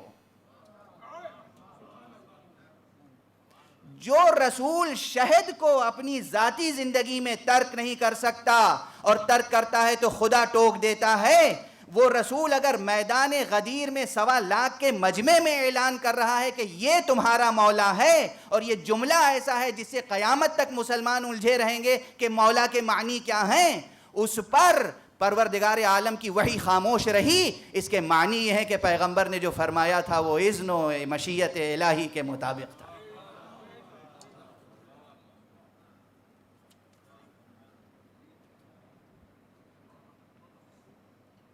یہ فرما رہے ہیں کہ یہ جلسہ 12:40 پہ ختم ہوگا۔ غور فرمایا آپ نے؟ یہ ایک مثال قرآن مجید کی، یہ شہد حلال ہے یا حرام، یہ مسئلہ حلال و حرام سے متعلق نہیں ہے۔ تمام علماء موجود ہیں، پوچھئے کہ سورہ تحریم کا موضوع کیا شہد کی حلت و حرمت ہے؟ ہرگز ہرگز۔ پیغمبر نے یہ فرمایا ہی نہیں تھا تمام امت سے کہ تمہارے اوپر میں شہد کو حرام قرار دے رہا ہوں، نہیں، اپنی بالکل پرائیویٹ لائف میں گوشے میں بیٹھ کے کہا بھئی تمہیں بی بی نہیں پسند ہے تو میں نہیں شہد کھاؤں گا۔ وہاں جب اللہ ٹوک دیتا ہے تو بار بار، یعنی اب آپ سوچئے کہ مسجد میں حضور نماز پڑھا رہے ہوں اور حسین علیہ السلام آ کر حضور کے شانے پہ بیٹھ جائیں اور حضور سجدے کو طول دے دیں، تو کیا یہ نہیں آنی چاہیے وحی کہ محمد کیا کر رہے ہو، تم ہماری نماز پڑھ رہے ہو یا نواسا کھلا رہے ہو؟ وہاں بھی اگر قرآن مجید کی آیت نازل نہیں ہوئی تو اس کے معنی یہ ہے کہ خود خدا کی مصلحت تھی کہ حسین کا قد بلند ہو اور لوگ پہچان لیں کہ حسین کی حقیقت کیا ہے۔ اور فرما رہے ہیں آپ، گھر کے گوشے کی بات پہ خدا ٹوک دیتا ہے، تو پھر مسجد میں نماز جماعت کی حالت میں امام حسین علیہ السلام دوش مبارک پر ہیں اور سجدے کو طول دیا جا رہا ہے، اور فرمایا اور کوئی وحی نہیں آتی۔ مسلمان کہتا ہے کہ حضور کی زندگی صاحب یہ پرائیویٹ زندگی کے مسائل ہیں، یہ تو ان کا ذاتی محبت اور ذاتی عقیدت اور ذاتی تعلق خاطر اپنے داماد سے یا بھائی سے یا بیٹی سے یا نواسوں سے تھا، تو کیا بی بی سے ذاتی تعلق خاطر نہیں ہوتا؟ اگر خدا بی بی میاں کے تعلق میں بھی مداخلت کر سکتا ہے تو باپ بیٹی کے تعلق میں مداخلت کر سکتا ہے، بیٹے باپ کے تعلق میں مداخلت کر سکتا ہے، نانا نوازے کے تعلق میں مداخلت کر سکتا ہے۔ یہ بات علم الہی سے بھی جڑی ہوئی ہے، توحید کے مسئلے سے جڑی ہوئی ہے، عدل الہی کے مسئلے سے جڑی ہوئی ہے، نبوت کے مرتبے سے جڑی ہوئی ہے، امامت کے مرتبے سے جڑی ہوئی ہے، اور ان حقیقتوں کو کوئی سمجھ جائے تو مذہب جعفری کو سمجھ جائے۔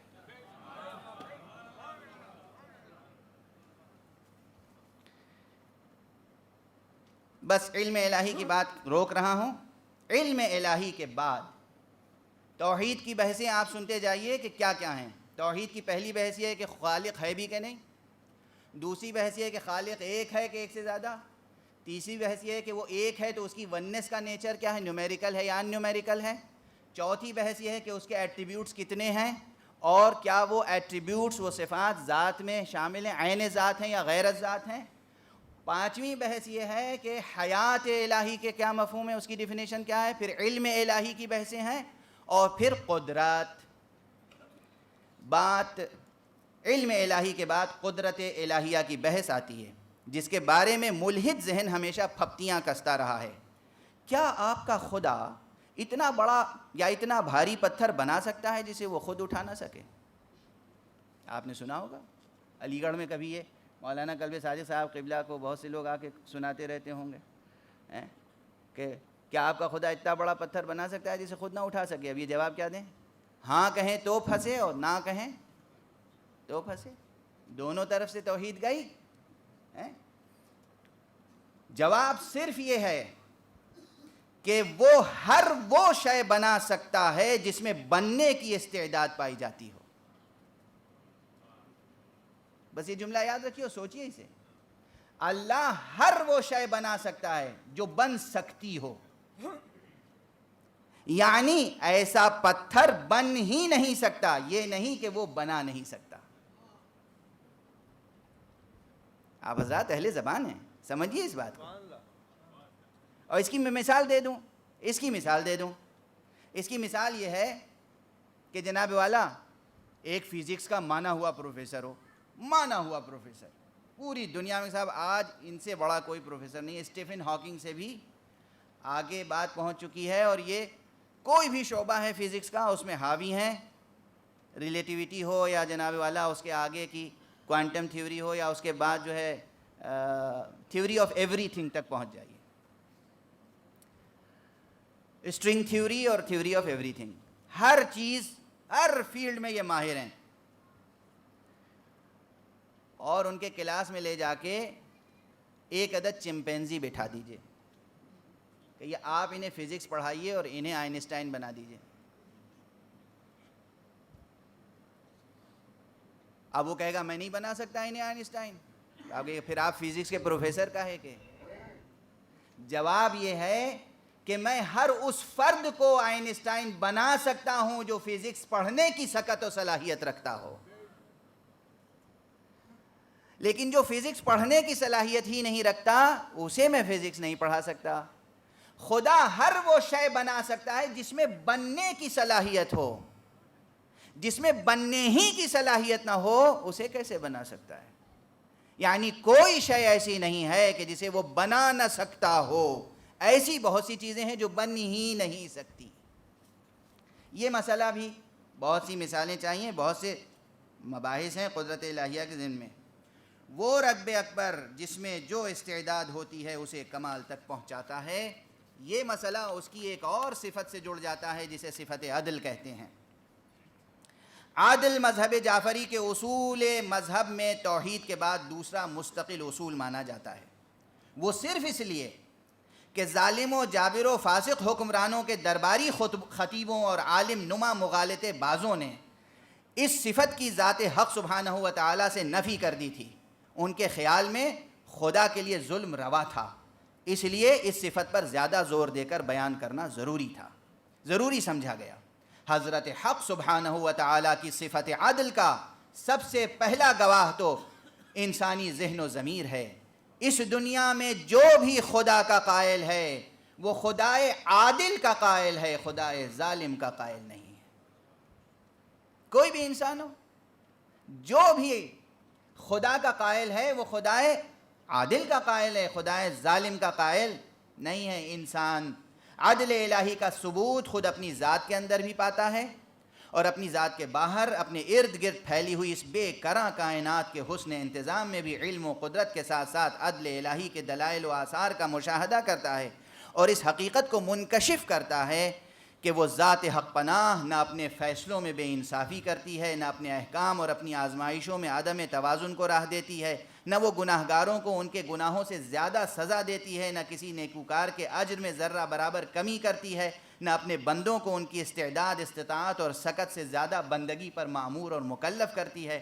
بھلا وہ ذات جو اپنے کلام میں عدل و انصاف کرنے اور ہر طرح کا توازن برقرار رکھنے کی تاکید کرتی ہو, اعدلوا هو اقرب للتقوی, اور ہر طرح کے ظلم کی ہر طرح سے مذمت کرتی ہو, خود عقیدہ توحید کی بنیاد تقاضائے عدل ہی پر رکھی ہو, وہ خود اپنے افعال میں کس طرح کسی بھی امر قبیح کو روا رکھ سکتی ہے. یہاں پر میرا خیال ہے اصول ہی تک بحث اس وقت ہو, اس کے بعد ہم آپ کے سوالات و جوابات کی طرف توجہ کر رہے ہیں. ہاں اس کا عدل اور اس کا لطف ساتھ ساتھ چلتے ہیں. اس نے راہ لطف اور اس نے از راہ لطف اور از راہ عادل محمد ابن عبداللہ صلی اللہ علیہ وآلہ وسلم کو نبی رسول اور خاتم النبیین بنا کر عالم بشریت کے لیے مبعوث فرمایا. یہاں سے میں اپنی گفتگو کو بعض مباحث نبوت کی طرف لے جانا چاہتا ہوں. قرآن مجید کی روشنی میں توحید پر غور کرنے کے لیے یوں تو جیسا کہ شروع میں عرض کیا گیا پورا قرآن حکیم ہی پورے قرآن کا موضوع توحید ہے, لیکن بطور خاص جن آیات و مقامات پر غور و خوض ضروری ہے وہ یہ ہیں: سورہ توحید, قل هو اللہ کا سورہ, آیت الکرسی, آیہ نور, اللہ نور السماوات والارض, سورہ حدید کی ابتدائی 7 آیتیں اور سورہ حشر کی آخری آیتیں. یہ وہ آیتیں ہیں جن پر بطور خاص توحید پہ کسی کو غور کرنا ہو تو جائے پڑھے قرآن مجید سے نکال کر یہ آیتیں اور دیکھے کہ توحید قرآن نے کس طرح پیش کی ہے. قرآن مجید نے عدل کو کس طرح پیش کیا ہے، اور عدل ہی کے اساس پر قیامت کا عقیدہ قائم ہے۔ ابھی نبوت اور قیامت کی بحث میں اب نماز جمعہ کے بعد والے سیشن میں رکھوں گا۔ ایک آخری جملہ جو کہنا چاہتا ہوں عدل کے باب میں وہ یہ ہے کہ ظلم اور عدل دو متضاد چیزیں ہیں، ایک دوسرے کے مقابل میں ظلم اور عدل۔ ظلم پیدا کیسے ہوتا ہے؟ ظلم کی ہزار قسمیں آپ بیان کر سکتے ہیں، ہزارہا قسمیں بیان کر سکتے ہیں کہ ظلم یوں پیدا ہوتا ہے، یوں پیدا ہوتا ہے، اتنی قسمیں ہیں ظلم کی، مگر ان تمام قسموں کو، تمام ایونٹس کو، تمام ایشوز کو اگر آپ اسٹڈی کریں، انالائز کریں، تو صرف دو پوائنٹس ایسے ہیں، صرف دو نقطے ایسے ہیں جن کی بنیاد پر ظلم وجود میں آتا ہے۔ نمبر ایک، جہل، ظلم کرتا ہے انسان جہل کی بنیاد پر، ظلم کا وجود ہوتا ہے جہالت پر۔ نمبر دو، حرص، ہوس، جتنے ظلم ہیں وہ حرص و ہوس کی بنیاد پر ہوتے ہیں۔ شکلیں مختلف ہیں، پروردگار عالم عالم بھی ہے اور غنی علی الاطلاق بھی ہے، عالم بھی ہے، غنی علی الاطلاق بھی ہے۔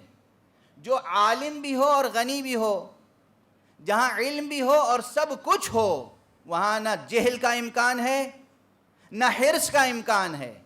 تو جہاں نہ جہل کا امکان ہو نہ حرص کا امکان ہو، وہاں ظلم کا امکان نہیں ہو سکتا۔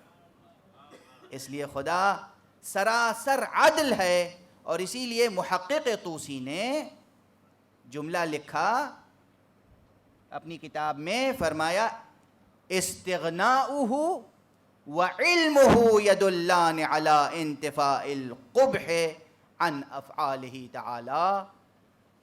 اس کا علم اور اس کا استغنا، یہ دو مضبوط دلیلیں ہیں کہ اس سے کوئی قبیح صادر نہیں ہو سکتا۔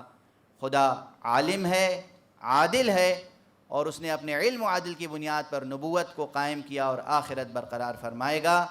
میں مقالے کو یہاں روک رہا ہوں، آپ حضرات کے سوالات کے استقبال میں۔ والسلام علیکم ورحمۃ اللہ وبرکاتہ۔ حضرات، یہ مقالے کا ایک حصہ تھا، اور دوسرا حصہ انشاءاللہ بعد نماز جمعہ ہم 2 بجے ٹھیک شروع کر دیں گے۔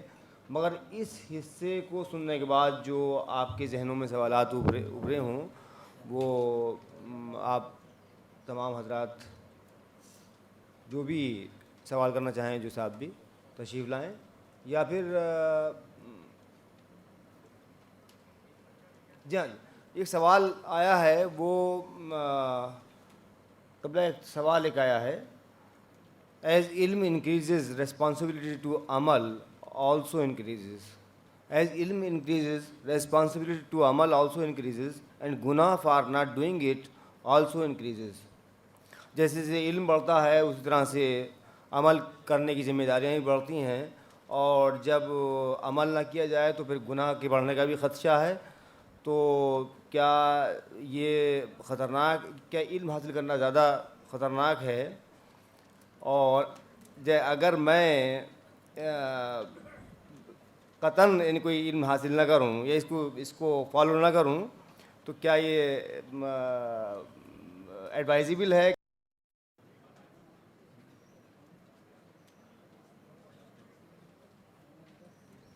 بڑا دلچسپ سوال ہے جو محض مغالطے پہ مبنی ہے۔ اسے کہتے ہیں فلاسفی نہیں، فیلیسی، اسے فلسفہ نہیں، سفسطہ کہتے ہیں۔ میں ڈسکریج نہیں کر رہا ہوں، میں سوال کا مذاق نہیں اڑا رہا ہوں، یہ توجہ رہے۔ سوال دلچسپ ہے، میں نے پہلی بات یہ کہی، انٹرسٹنگ ہے۔ یہ مغالطے پیدا ہوتے ہیں، کبھی خود بخود، کبھی باقاعدہ مغالطے پیدا کیے جاتے ہیں۔ ایک عظیم الشان لٹریچر پیدا ہو رہا ہے جس میں مغالطے پیدا کیے جا رہے ہیں، اور میں بڑی جرأت کے ساتھ ایک بات کہہ رہا ہوں، بہت سے لوگ اسے جسارت کہیں گے تو جسارت کہہ لیں۔ اس وقت ویسٹرن ورلڈ سے فلاسفی کے نام پر جو لٹریچر آ رہا ہے، اس میں فلاسفی کم ہے، فیلیسی زیادہ ہے، مغالطے زیادہ ہیں، بہت زیادہ ہیں، اور انٹینشنلی ہیں۔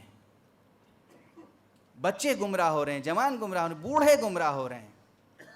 دیکھیے، علم ہی پر عمل کی بنیاد ہے، تو اب آپ کہتے ہیں کہ جب ہم علم زیادہ حاصل کریں گے تو ذمہ داری بڑھے گی، اور اگر اس ذمہ داری کو پورا نہیں کیا تو گناہ ہوگا، اس لیے بہتر یہ ہے کہ ہم علم ہی حاصل نہ کریں۔ تصور کیجئے کہ آپ کو اللہ نے زندگی دی ہے اور آپ کو عمل سے مفر ہے ہی نہیں، عمل تو کرنا ہی کرنا ہے۔ کیا آپ ایسی زندگی کا تصور کر سکتے ہیں جس میں آپ کوئی عمل نہ کریں؟ عمل سے مفر نہیں ہے، حرکت و عمل سے زندگی عبارت ہے۔ جو آپ کو عمر ملی ہے 10 سال 20 سال 25 سال 60 سال 100 سال 1000 سال جو بھی ملا ہے، اس میں کچھ تو کرنا ہے آپ کو، کھانا ہے، پینا ہے، سونا ہے، جاگنا ہے، شادی بیاہ کرنا ہے، جو کچھ بھی کرنا ہے۔ اسلام یہ کہتا ہے، مذہب جعفری یہ کہتا ہے، جو کچھ بھی کرو اس کے متعلق علم پہلے حاصل کر لو، تاکہ جو کرو وہ نادانی میں نہ کرو، تاکہ تمہارا عمل عمل رہے، عبث نہ ہو۔ دو چیزیں، ایک ہے عمل، ایک ہے عبث۔ علم کی بنیاد پر جو عمل ہوگا وہ فروٹفل ہوگا، وہ سود مند ہوگا۔ جہالت کی بنیاد پر جو عمل ہوگا، جو بھی ایکشن ہوگا، سامنے کھانا رکھا ہوا ہے، مجھے معلوم ہی نہیں کہ اس کھانے کی حقیقت کیا ہے، یہ کھانا میں کھاؤں گا میرے لیے نقصان دہ ہے یا فائدہ مند ہے، تو میں کھا لوں گا تو نقصان ہوگا۔ آپ انٹلیکچوئل لیول پر فلسفی نہ بنیں، لیکن جو کچھ بھی زندگی آپ کو بسر کرنی ہے، ایک ہی سلوگن ہے اسلام کا، کوئی بھی قدم جہالت میں نہ اٹھاؤ۔ علم کی روشنی میں جو قدم اٹھے گا وہ استوار رہے گا، جہالت کی تاریکی میں جو قدم اٹھے گا وہ لڑکھڑاتا ہوا ہوگا اور اس سے ٹھوکریں لگیں گی۔ علم حاصل کرنا بہرحال ضروری ہے۔ آپ کو جواب ملا؟ مطمئن ہوئے یا نہیں ہوئے؟ جو بھی سائل تھا یہیں تو ہوں گے، جو بھی ہوں گے۔ اگر سوال کا جواب مکمل نہ ہوا ہو تو کراس کوشچن کریں۔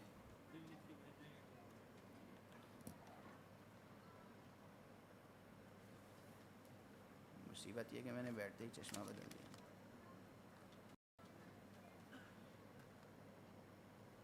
بنابر قانون فزیک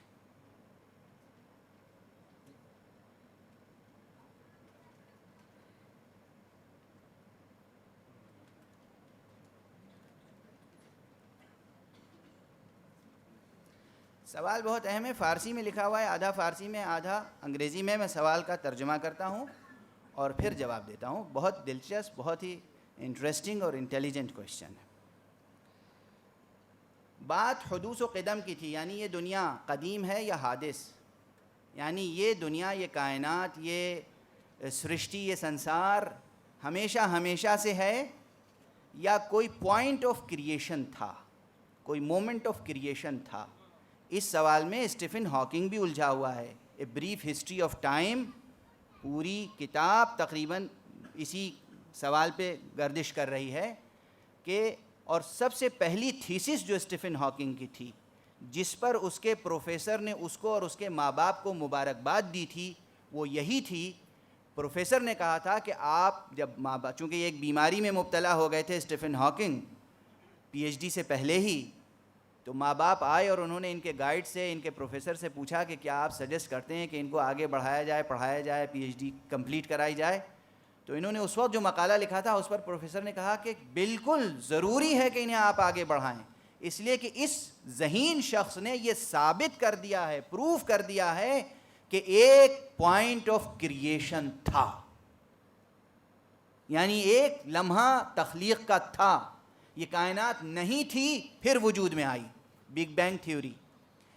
یہ اسٹیفن ہاکنگ نے پہلے، اب بعد میں ان کے الفاظ میں تذبذب ہے، میں اس سے بھی باخبر ہوں، جو ان کے ہاں خیال میں تبدیلی آئی ہے، اور لیٹسٹ جو ان کا پیپر آیا ہے وہ بھی میرے پاس موجود ہے، اوریجنل اور کمپلیٹ۔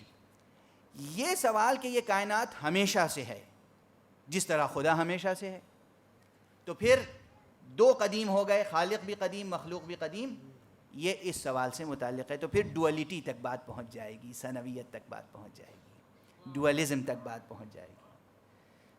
یہ سوال وہاں جاتا ہے کہ ایک ہے قدیم حقیقت یا دو؟ جواب یہ ہے کہ جتنا جو کچھ بھی کائنات میں ہے یہ سب علم الہی کی شکل میں ذات الہی میں تھا۔ میں ٹیکنیکل ٹرمینالوجی سے بچتے ہوئے، چونکہ جو حکمت متعالیہ ہے، جو فلاسفی ہے، جو فلاسفی آف ملا صدرہ ہے، جو فلاسفی آف ایویسنا ہے، اور جو فلاسفی آف توسی ہے، ان سب سے ہٹتے ہوئے میں عرض کر رہا ہوں، ان سب کو جمع کرتے ہوئے، لیکن اس کی پرٹیکولر جو ٹرمینالوجی ہے، جو اس کی زبان ہے، اس سے بچتے ہوئے میں عام فہم انداز میں کہہ رہا ہوں کہ جو کچھ علم الہی میں تھا، وعاء علم الہی میں تھا، ظرف علم الہی میں تھا، ظرف علم الہی میں چونکہ تھا، علم الہی اور قدرت الہیہ کے نتیجے میں کائنات وجود میں آئی۔ اصل ذات صرف ایک ہے۔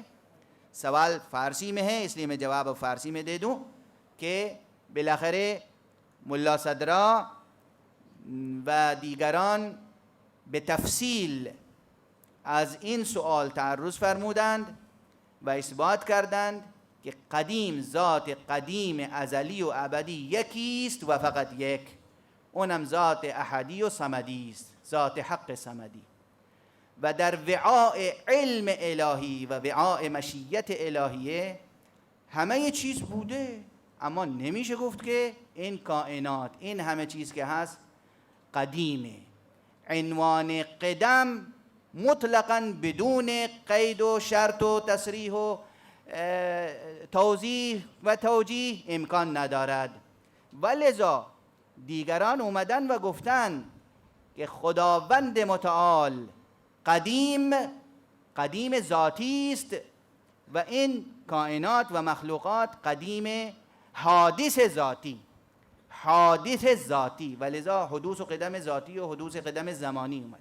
اما خود ملا صدرا با کمال جرأت اثبات کرده، حالا اهل مشهد قبولش داشته باشن یا نداشته باشن یک حرف دیگری است، اما ملا صدرا گفته که حادث، این کائنات حادث است به حدوث زمانی، وعاء زمان میں، ٹائم کے حصار میں کائنات پیدا ہوئی.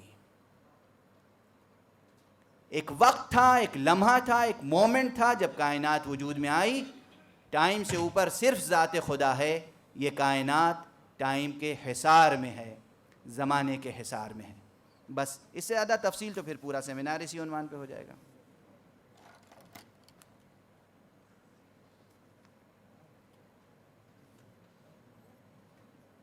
ہاں، یہ سوال بہت اہم ہے. کہتے ہیں، سوال کرنے والے ہیں سید مقصود حسین نقوی امروہوی صاحب، فرماتے ہیں مجھے اس سیمینار کے عنوان پر اعتراض ہے. فقہ جعفری یا مسلک جعفری کے ہم ماننے والے ہیں، کیا مذہب جعفری عنوان صحیح ہے جبکہ ہمارا مذہب دین مذہب اسلام ہے؟ دیکھیے، اردو زبان میں اور عربی میں بھی کسی حد تک، لیکن اردو میں، سیمینار اردو میں ہو رہا ہے، اردو میں لفظ مذہب اور لفظ دین مترادف الفاظ ہو چکے ہیں. آپ دین اسلام کہیے یا مذہب اسلام کہیے، ایک ہی بات ہے. لیکن پھر بھی ایک فرق بھی ہے، اور وہ فرق یہ ہے کہ دین اسلام کے بجائے اگر ہم دین جعفری یہاں لکھ دیتے تو معنوی اعتبار سے تو صحیح ہوتا، لیکن امت میں ایک خلفشار ہو جاتا، ایک مصیبت کھڑی ہو جاتی. اس لیے مذہب جعفری وہ اسکول آف تھاٹ ہے، وہ مذہب ہے کہ جس نے اس اسلام کو جو قرآن مجید کی شکل کے متن میں محفوظ ہے، جو پیغمبر صلی اللہ علیہ وآلہ وسلم کی شخصیت میں محفوظ ہے، اور جو اہل بیت پیغمبر کے توسط سے اسلام اصیل و خالص و ناب و غیر تحریف شدہ اسلام ہم تک پہنچا ہے، اس اسلام کو ظاہر کرنے کے لیے ہم مذہب جعفری کا لفظ استعمال کرتے ہیں. اور اس کے علاوہ کیا مسلک جعفری کہتے تو وہ بات اور چھوٹی ہو جاتی، نیرو ہو جاتی بات. مذہب جعفری اردو زبان کے اعتبار سے اس پر کوئی اعتراض وارد نہیں ہوتا ہے، اور مزید اس کا جواب میرے مقالے میں بھی شامل ہے، وہ انشاءاللہ جمعے کے بعد دوسری نشست میں جب پڑھوں گا تو اس میں اور بہت سے نکات ہیں جو آ جائیں گے.